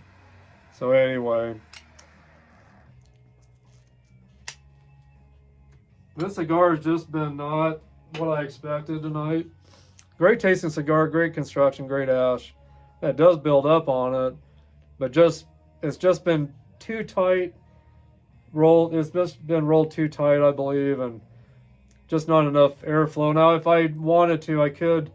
I got a draw poker that I usually have with me, and I don't have it with me, but I could put a draw poker into this and open up some of the airflow on that, and I could have done that tonight, which I should have. But that is something you guys can do. If you've got a cigar that you just have to keep relighting and it just feels too tight of a draw on it, there is draw pokers you can buy for cigars that you poke through the middle of it, and it'll open up that airflow. And I should have thought about doing that tonight. I should have thought about doing that. But so anyway, but the Dio band was Ronnie on vocals, and of course, and then you've got let's see here. You got Vinny Appice on the drums, which was with Black Sabbath. Jimmy Bain on bass, that came from the Rainbow band that Dio was a part of. And Vivian Campbell on guitars. He was fresh and new at the time from Australia. So he was on guitars. And then next album that came out, and again, Holy Diver came out in 1983. And then the next album that came out was The Last in Line. Another album cover that really caught our attention, but just wasn't going very well with the mothers, I know, out there. But you got the mascot there that's just big and giant. You got all these people that are like slaves and he's got he's got the devil horns or the horns there, just like he does on the first album cover. He's got those. Let's see here. I'm covering it up. I'm sorry, but right there, he's got the horns right there, which there's a story behind that. But again, he's got it there as well. And then yeah, and then on the inside you've got all these slave-like people there as well. But his grandmother was very religious, Italian family he comes from, but his grandmother was very religious, and she would do this kind of stuff and she taught Dio about the evil eye. You do this to keep evil away, to ward evil away from you. So that's where he came up with that. When he was with Black Sabbath, he came up with that. Ozzy Osbourne was always doing the peace sign, and so Ronnie James Dio remembered his grandmother always doing this, and he thought that would be a nice change for Black Sabbath to go with this. And so really, it was supposed to mean, the evil eye, warding away evil. If you pointed it towards evil things that you felt was evil around you, it'd make the evil go away. So that's what his grandmother believed in, and that's where that really had kind of started. Anton LaVey with the Satanic Church would always do this. That was definitely a different sign than what was this with Dio and his grandmother. So, but anyway, so this was Evil Eye, and it was definitely mistaken for this, which this means a whole different thing when it comes to like the Satanic Church and all that, which I don't need to get into that, but it's Christmas time. We don't need to get into that kind of stuff here. But anyway, same lineup on this album, but then they brought in gosh, got a mind block again here.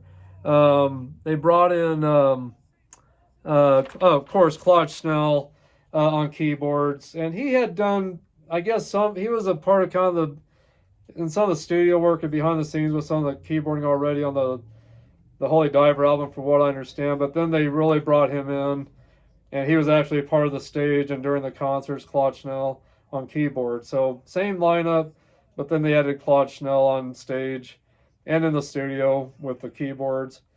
So anyway, so there's that cover there. So anyway, I know some of you guys out there might be thinking, why are you discussing this, with a religious holiday and Christmas coming up? It was just a subject I thought would be interesting, because the last podcast I did for Harper Cigar Lounge was about all the mascots for heavy metal, and so I thought this would be a great follow-up to all the mascots, because you got Eddie with Iron Maiden, you've got Rattlehead, Vic Rattlehead with Megadeth. There's a lot of different mascots with a lot of different bands out there.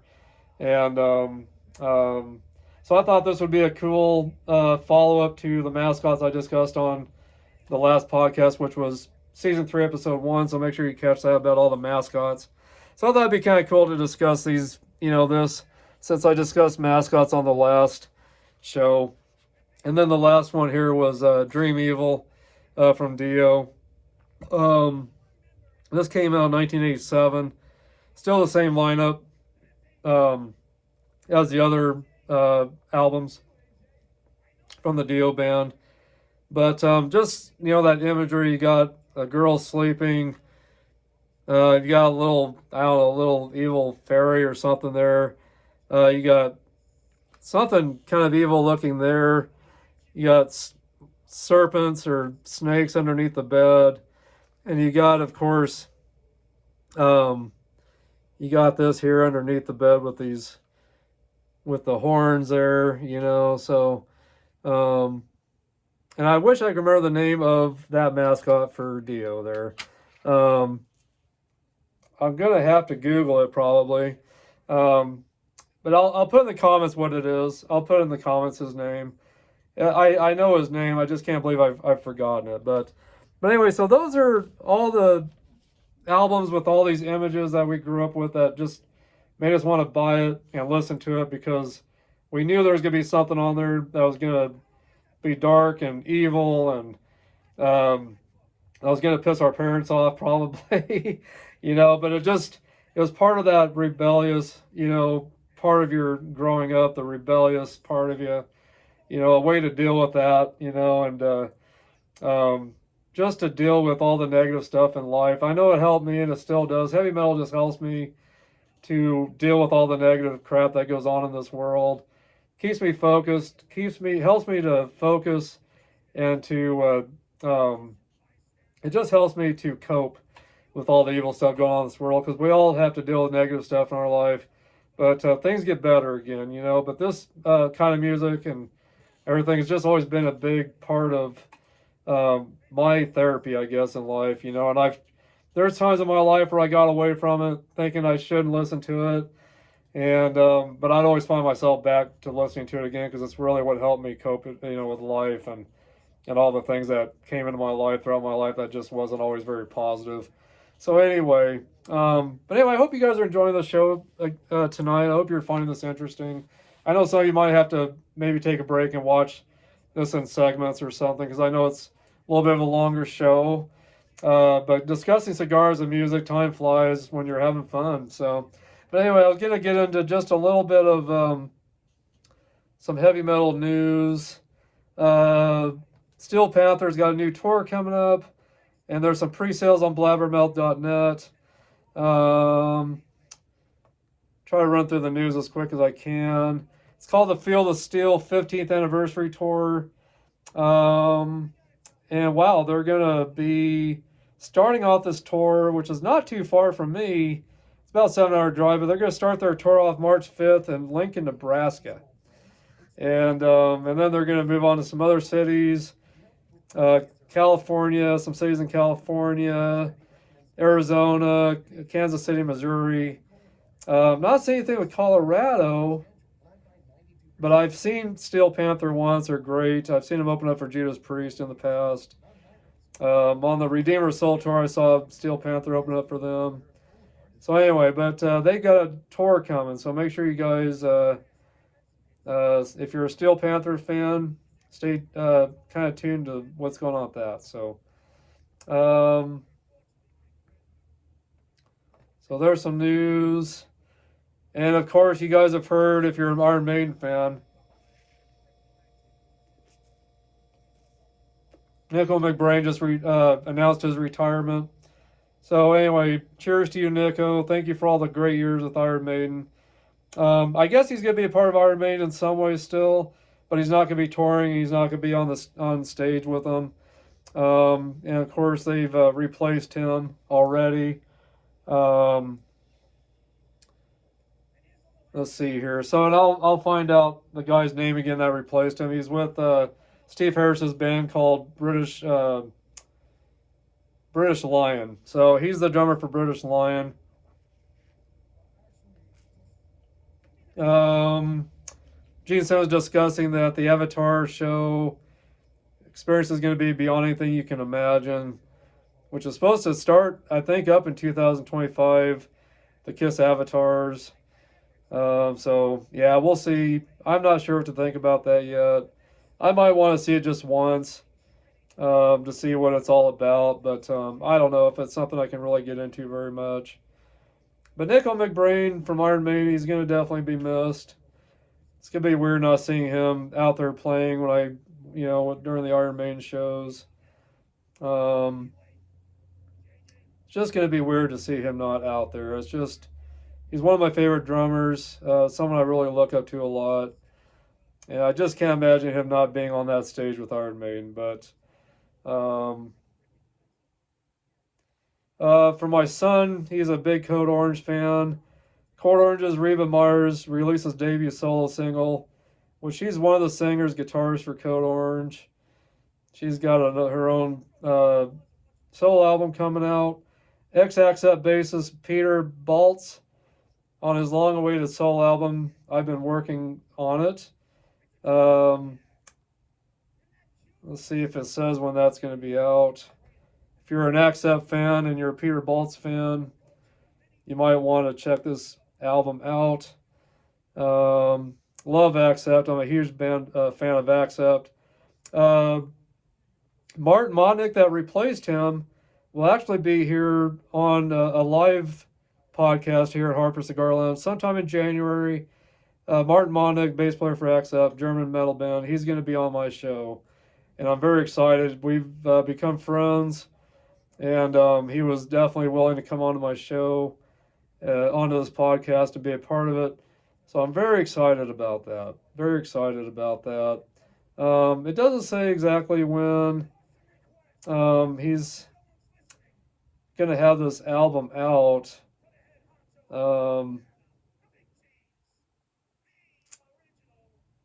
But there is going to be a tour, I guess, with it. But yeah, I'm not seeing anything about a date yet of when that's going to come out. Exactly. But keep an eye on that, guys. If you're an Accept fan, Peter Baltz fan, definitely keep an eye on that.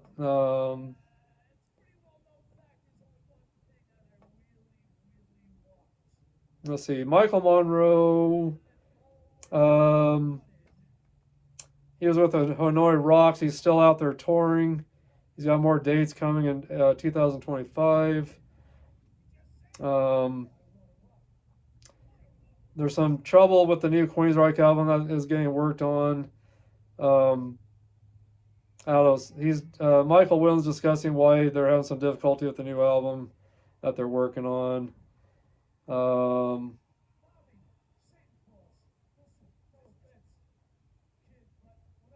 Wasp to perform entire debut album on Spring Summer 2025 European tour. So it looks like they're going to continue on with that. King Diamond has announced Spring Summer 2025 European tour with Paradise, Lost, and Angel Witch. Just got to see King Diamond with Overkill and Night Demon over in Denver, Colorado recently. That was a great show. Still blown away by that show. Still blown away by that show. And guys, man, I'm not gonna have a very high rating on this cigar. I've had to constantly relight it tonight. So it's not a cigar that I'm gonna say for you guys not to try, because maybe I just got a bad cigar. Maybe the next one won't be as bad. But maybe on the next one, I'll just go ahead and do a draw poker in it and just open it up before I even light it up to see how that does. So anyway, but yeah, this cigar has been very disappointing when it comes for it to stay lit. I've really enjoyed the taste of it. The construction's been great, but it just does not want to stay lit for me. So that's very disappointing. Definitely disappointing. So, but boy, it tastes good though. I mean, Bullet Boys announced return of bassist Lonnie Vincent. And let's see here. Chris Jericho says Nickel McBrain has earned his right to step down from touring with Iron Maiden. And let's see here. I'm trying to remember the name of the new drummer. I know his first name is Simon. Let's see here. I want to see if it talks about who is replacing him.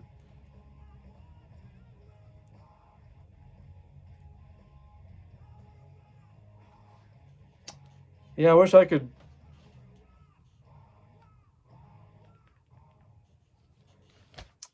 Let's see here. I wish I could see who.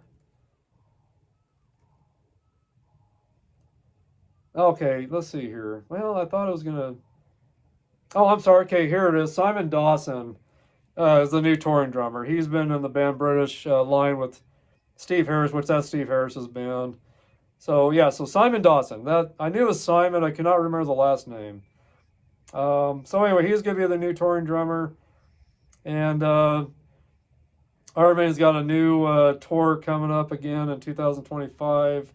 It's called the Run for Your Lives tour, and they're going to kind of go back from the beginning up to Fear of the Dark. So anyway, so there's some metal news for you, and there's a lot more. So go to blabbermouth.net if you want to find out more metal news that's going on. There's going to be some Danzig tours in 2025 also. I just saw. So, yeah, so there's more news for you to definitely check out. Michael Kiske is recording vocals for a new Halloween album if you're into Halloween. And that's not Halloween, that's Halloween. I did want to find out more about Michael Wilton on what's going on with the new Queensryche album real quick.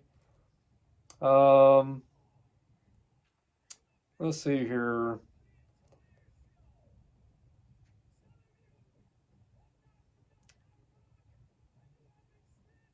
Yeah, I don't know. There's just with their schedules, different things going on in their lives. I think is a lot of the reason. It sounds like. But you guys will have to get on blabbermouth.net and check that out. Why that is.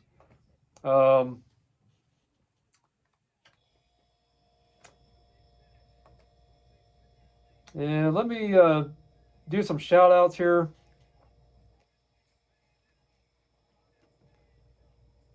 Let me get onto my group page, the Harper Cigar Lounge group page, which I appreciate a lot of you that are a part of with that. Come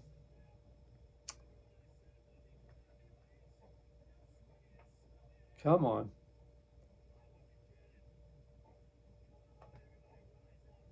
Let's see here. Why is that not coming up?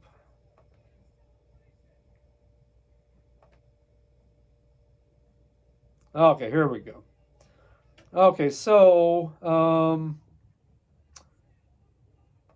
let's find some new members of Harper Cigar Lounge.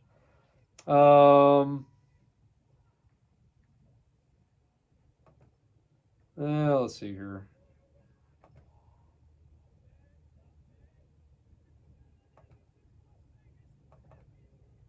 Okay, let's see here. Gosh. We've got another Harper on here. Haley Bailey Harper.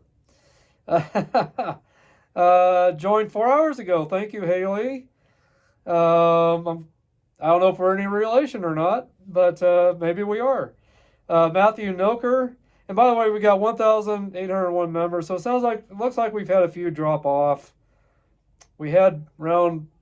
I thought we had around 1820 something, but we've had a few drop off, and for whatever reason, that's fine.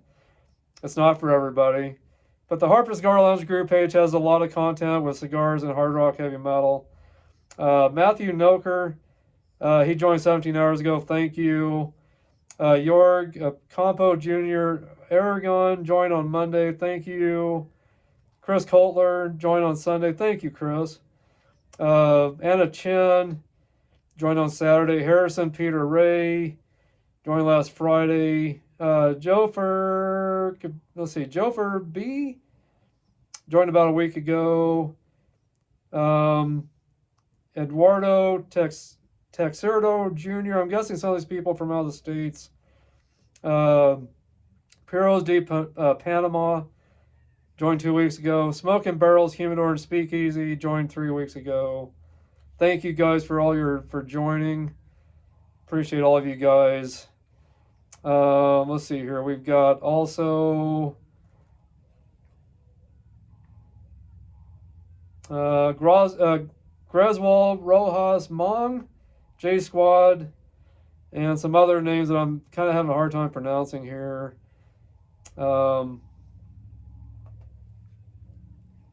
Let's see here. Blanche Ambu. Let's see here. So those are some of the new members, I guess. So those are some of the new members. So anyway, but yeah, we got over 1,800 members right now. Looks like I said a few have dropped off, but for whatever reason, that's their choice. I can't stop that. But we got a lot of great members still on here.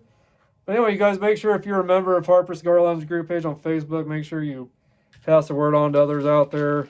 By the way, before I do the rest of my shout outs, Jeff and Shirley Caston, want to say cheers to you guys. Thank you for this great wine, kind of a sweeter wine.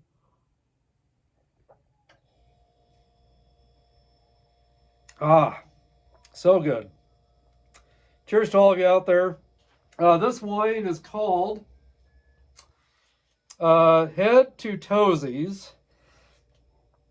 And Jeff and Shirley Caston over in Potter, Nebraska, which is about 15 minutes from me, gave me this wine. And there's another one upstairs that they also gave me that we need to try as well. But this is a great wine so far. So thank you, Jeff and Shirley. We didn't get into your wines immediately. We got a little bit of a late start on diving into them, but boy, really good wine. If you guys are interested in any of their wines, maybe DM me on Facebook on my group page. And I don't know if it's something I could send you guys or they could send you, but really good, kind of a sweet wine, not too sweet. And I don't know, maybe something that they don't want to sell, but I don't know. But it's something you guys could DM me about. I could sure ask them if they're willing to sell any of this. And I don't know if they're really going to want to send it out anywhere, you know. And of course, this is something I've never even talked to these guys about, but I'm guessing if they've got it available and you're interested and you're in the local area, around here in the Kimball, Potter area, maybe, you know, they would be willing to get a bottle for you. I don't know.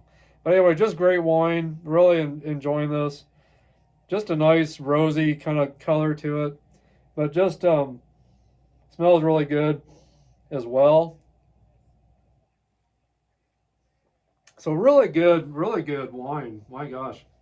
And again, it's called Head to Toesies. So anyway, that's a wine that they gave me to try, and I thought I would show it off. They're Shirley used to be one of my employees. She ran my freezer and dairy department at my grocery store, Kimball Main Street Market here in Kimball, Nebraska.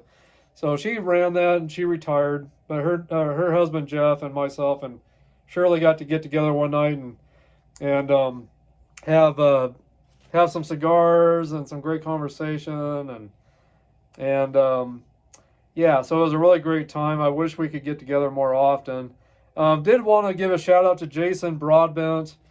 Hey buddy, hey brother. He's another one that is a member of Harper Cigar Lounge here, and just a great guy. Smokey for Life is another guy. So hey, out there, Sammy. Let's see here. Oh, these are just friends of his, never mind. But Smokey for Life is another one that's a part of this. And let's see here. Who else?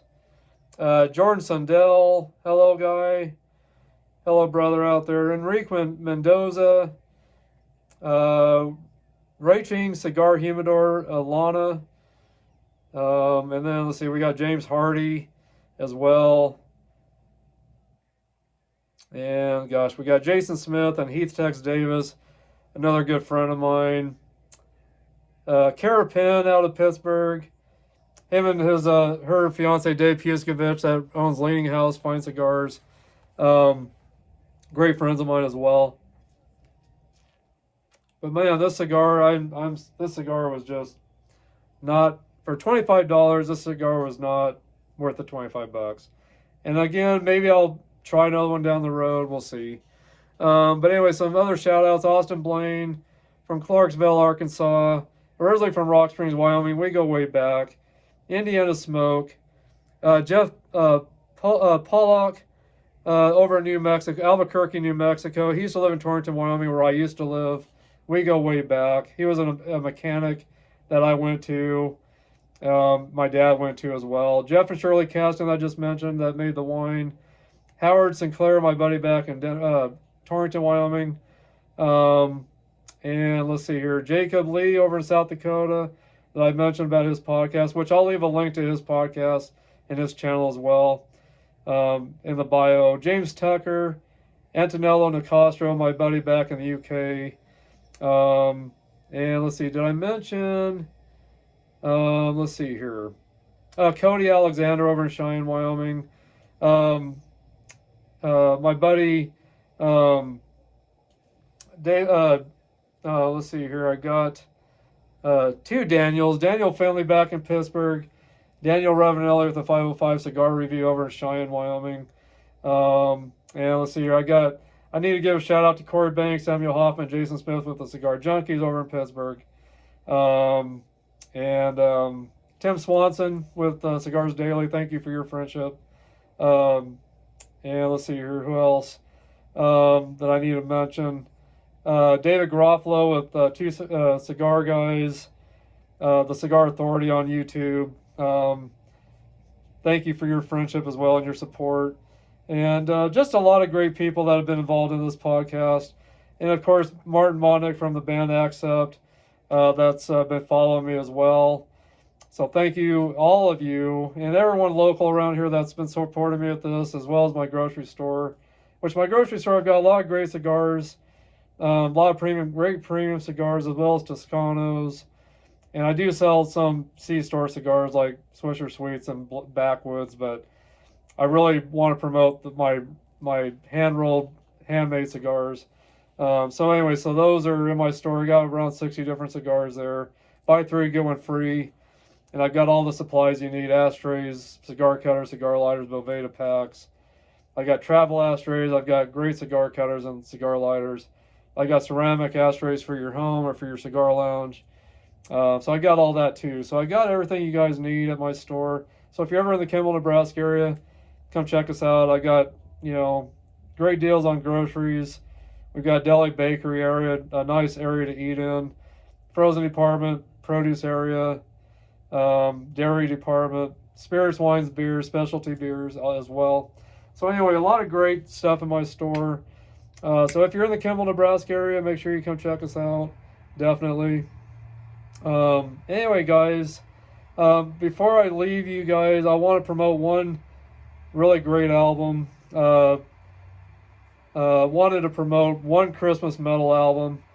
And I'm going to be doing another podcast under Harper Cigar Lounge.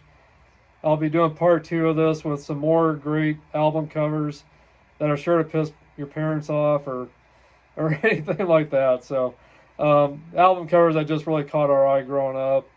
And got some albums on there that you're probably not going to expect that I'll be discussing. So, but some of it might be, I might have to wait for a part 3. And I'm not going to reveal what that would be about yet, but anyway, but yeah, we'll be doing a part 2 next week of the rest of these albums that, there's just so many to discuss, but so I had to break it up into 2 shows.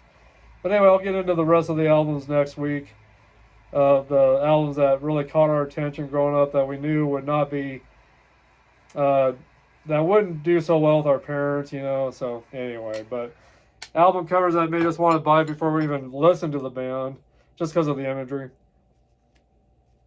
And my banner in the back, I've got the horns and a puff of smoke, and then I've got kind of an Iron Maiden-ish kind of image there where he's smoking a cigar. I don't know if you can see that. Trying to move out of the way a little bit, but yeah, he's got a cigar in his mouth.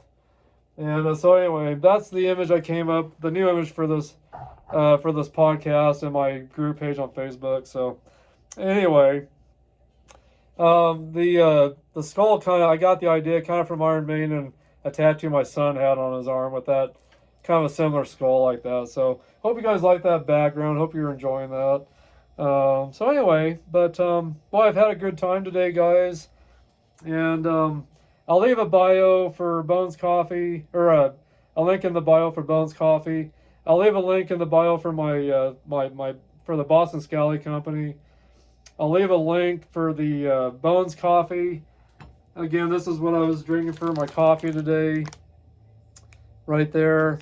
It's called White Chocolate Peppermint Bark.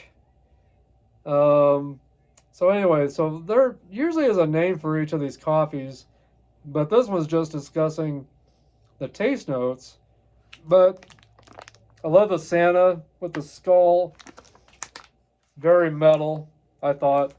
So anyway, I'll leave a link in the bio for Bones Coffee Company. And I'm sorry there's no link for the wine because it's really not a wine this family sells. They kind of keep it in the family or to close friends. But if you message me about it, I might be able to ask them if they could make a special arrangement to maybe for you to get some. But I'm guessing you're going to be in the local area to get that. Because again, they don't have a license to sell wines. So it's probably something you're going to have to pick up if you're in the local area. So all of you guys in this area and you've watched this might want to DM me about, about the wine, and maybe it's something that they would work out with you to get a bottle of it.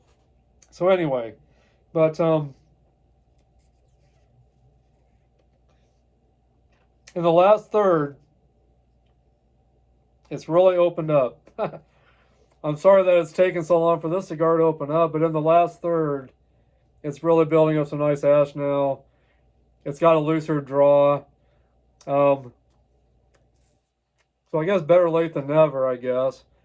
But this is a good cigar, guys, and I am gonna reach out and put out the $25 for another one of these down the road and see if it's different, see if it's better, see if it has a better draw on it.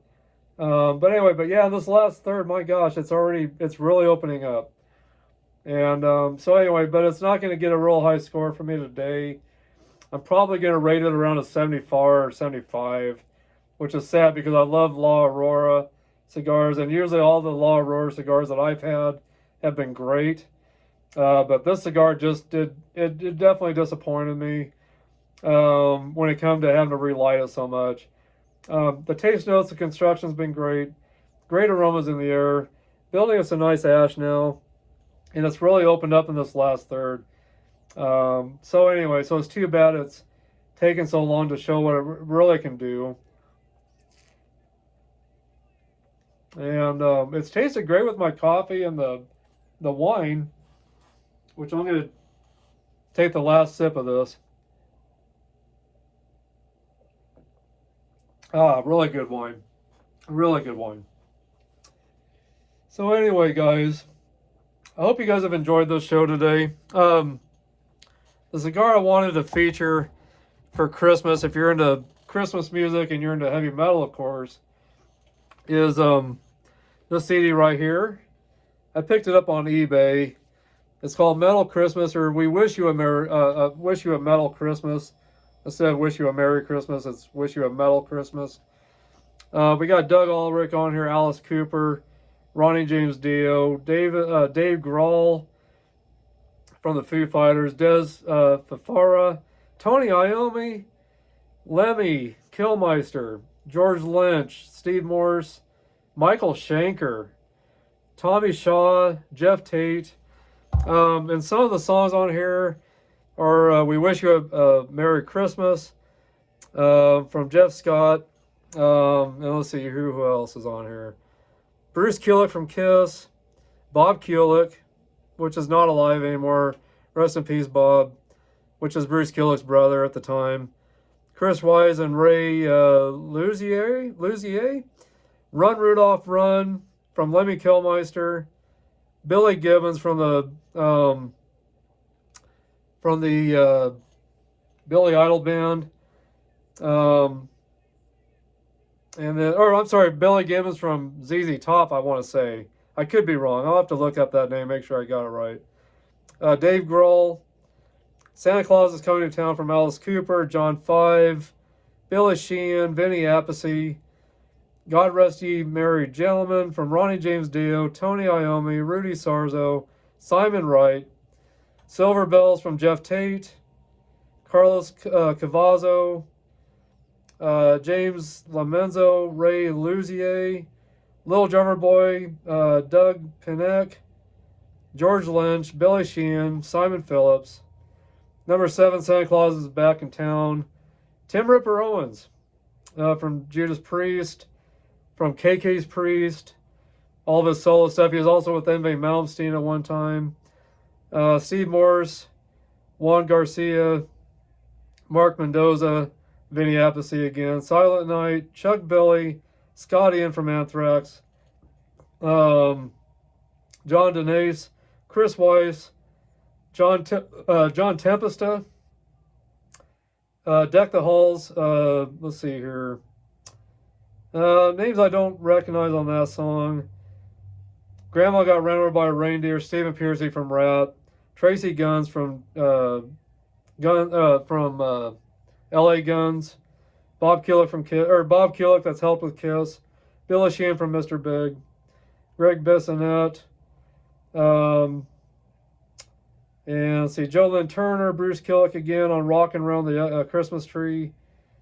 Bob Kulick as well. Rudy Sarzo, Simon Wright. Happy Christmas, War is Over. Tommy Shaw from Styx.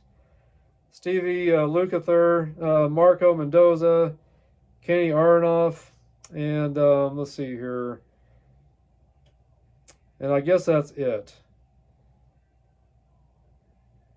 Greg Bissonette, I know that name. Why can I not think of who he is with?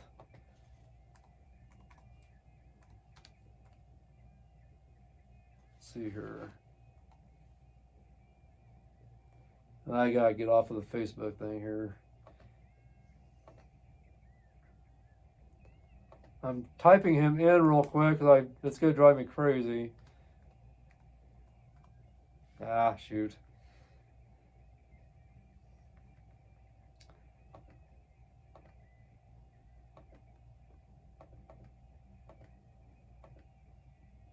Okay, here we go. Greg. Oh, let's see here. Here we go. Here we go. I'm gonna shoot myself for not knowing this. Let's see here. Greg Bissonette. Gosh, I'm trying to think.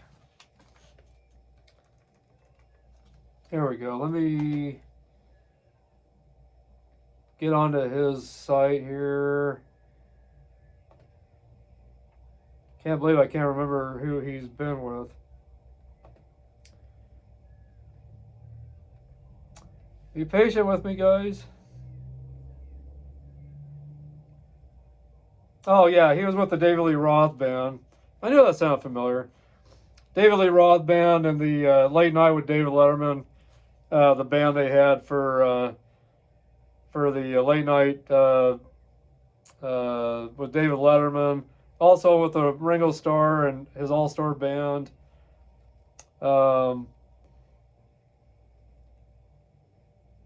Let's see here. But yeah, he was on the Eat 'Em and Smile album with David Lee Roth. Skyscraper, Lil Ain't Enough. And then the Paul Schaefer Band is what I'm trying to think of, is who he was with. So anyway, but yeah, so if you guys like Christmas music and you love heavy metal, this was a great album to pick up. There's the inside of it right there.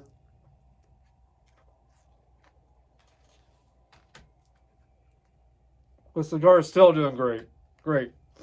But anyway, yeah, so make sure you guys pick this album up. Man, I cannot get these sleeves out today. My gosh, I don't know why I'm having so much trouble. Here we go. I just want to show you some pictures real quick on the inside of this. But yeah, so there's some of the pictures of the people involved in this album right there. A lot of great people. And Craig Goldie, of course, was with Dio. That's on there. But yeah, so more pictures on the inside. A lot of great photos of all the people that were involved, all the musicians that were involved with this project. And on the next show, on the next Harper Cigar Lounge podcast, which will be Season 3, Episode 3, next week, I will discuss another compilation heavy metal album as well. So, but anyway, guys, I know I've taken up a lot of your time today. Thanks for hanging in there with me. Thanks for being a part of all this. This may very well be the longest running podcast I've done so far, and I'm sorry for that. I know some of you guys might not be able to watch all this at once, but hopefully you guys will hang in there and watch all this and enjoy it. But I've sure enjoyed this time with you guys, and this has just been a great time. I appreciate you guys. All of you guys that have been following me from the beginning, all you new followers, all of you guys that have been a part of all this, thank you so much. I couldn't do this without you, and I wouldn't want to do this without you. I wouldn't want to be a part of any of this if it wasn't for you guys. But you guys are the reasons to keep me here. So thank you guys. But just spread the word about Harper Cigar Lounge. So many great things on the YouTube channel. And I'm also on Spotify. I got an audio show on Spotify under Harper Cigar Lounge. I'm on TikTok. I'm on Instagram, LinkedIn as well. But if you want to catch more of some of my content that I'm involved with, go to Jake's Music State and on YouTube and look up under Jake Not From State Farm and check him out. And you'll see some of my guest appearances on his show. More coming with us too as well. We've been really doing great together, so I think we're going to keep doing some things together, some more podcasts together. So, and eventually I'll have him on my show as well. So anyway, but guys, God bless you. Thank you. Merry Christmas. Merry Metal Christmas. You guys keep rocking, keep smoking. And let me know what you guys brought for a smoke. Let me know what you brought for a drink. Let me know how you guys are doing. Please stay in touch with me. I appreciate you guys so much. And this cigar is doing great now. So I'll let you know in the comments how it played out. If I had to relight it again, if it stayed lit and did well through the rest of this. So I am a nubber. I love getting down to the nub. So maybe I'll keep doing great down to the nub. We'll see. So anyway, guys, keep rocking, keep smoking. Merry Christmas to you. God bless you guys. Thank you for hanging out with me today. And I will see you later. Bye-bye now.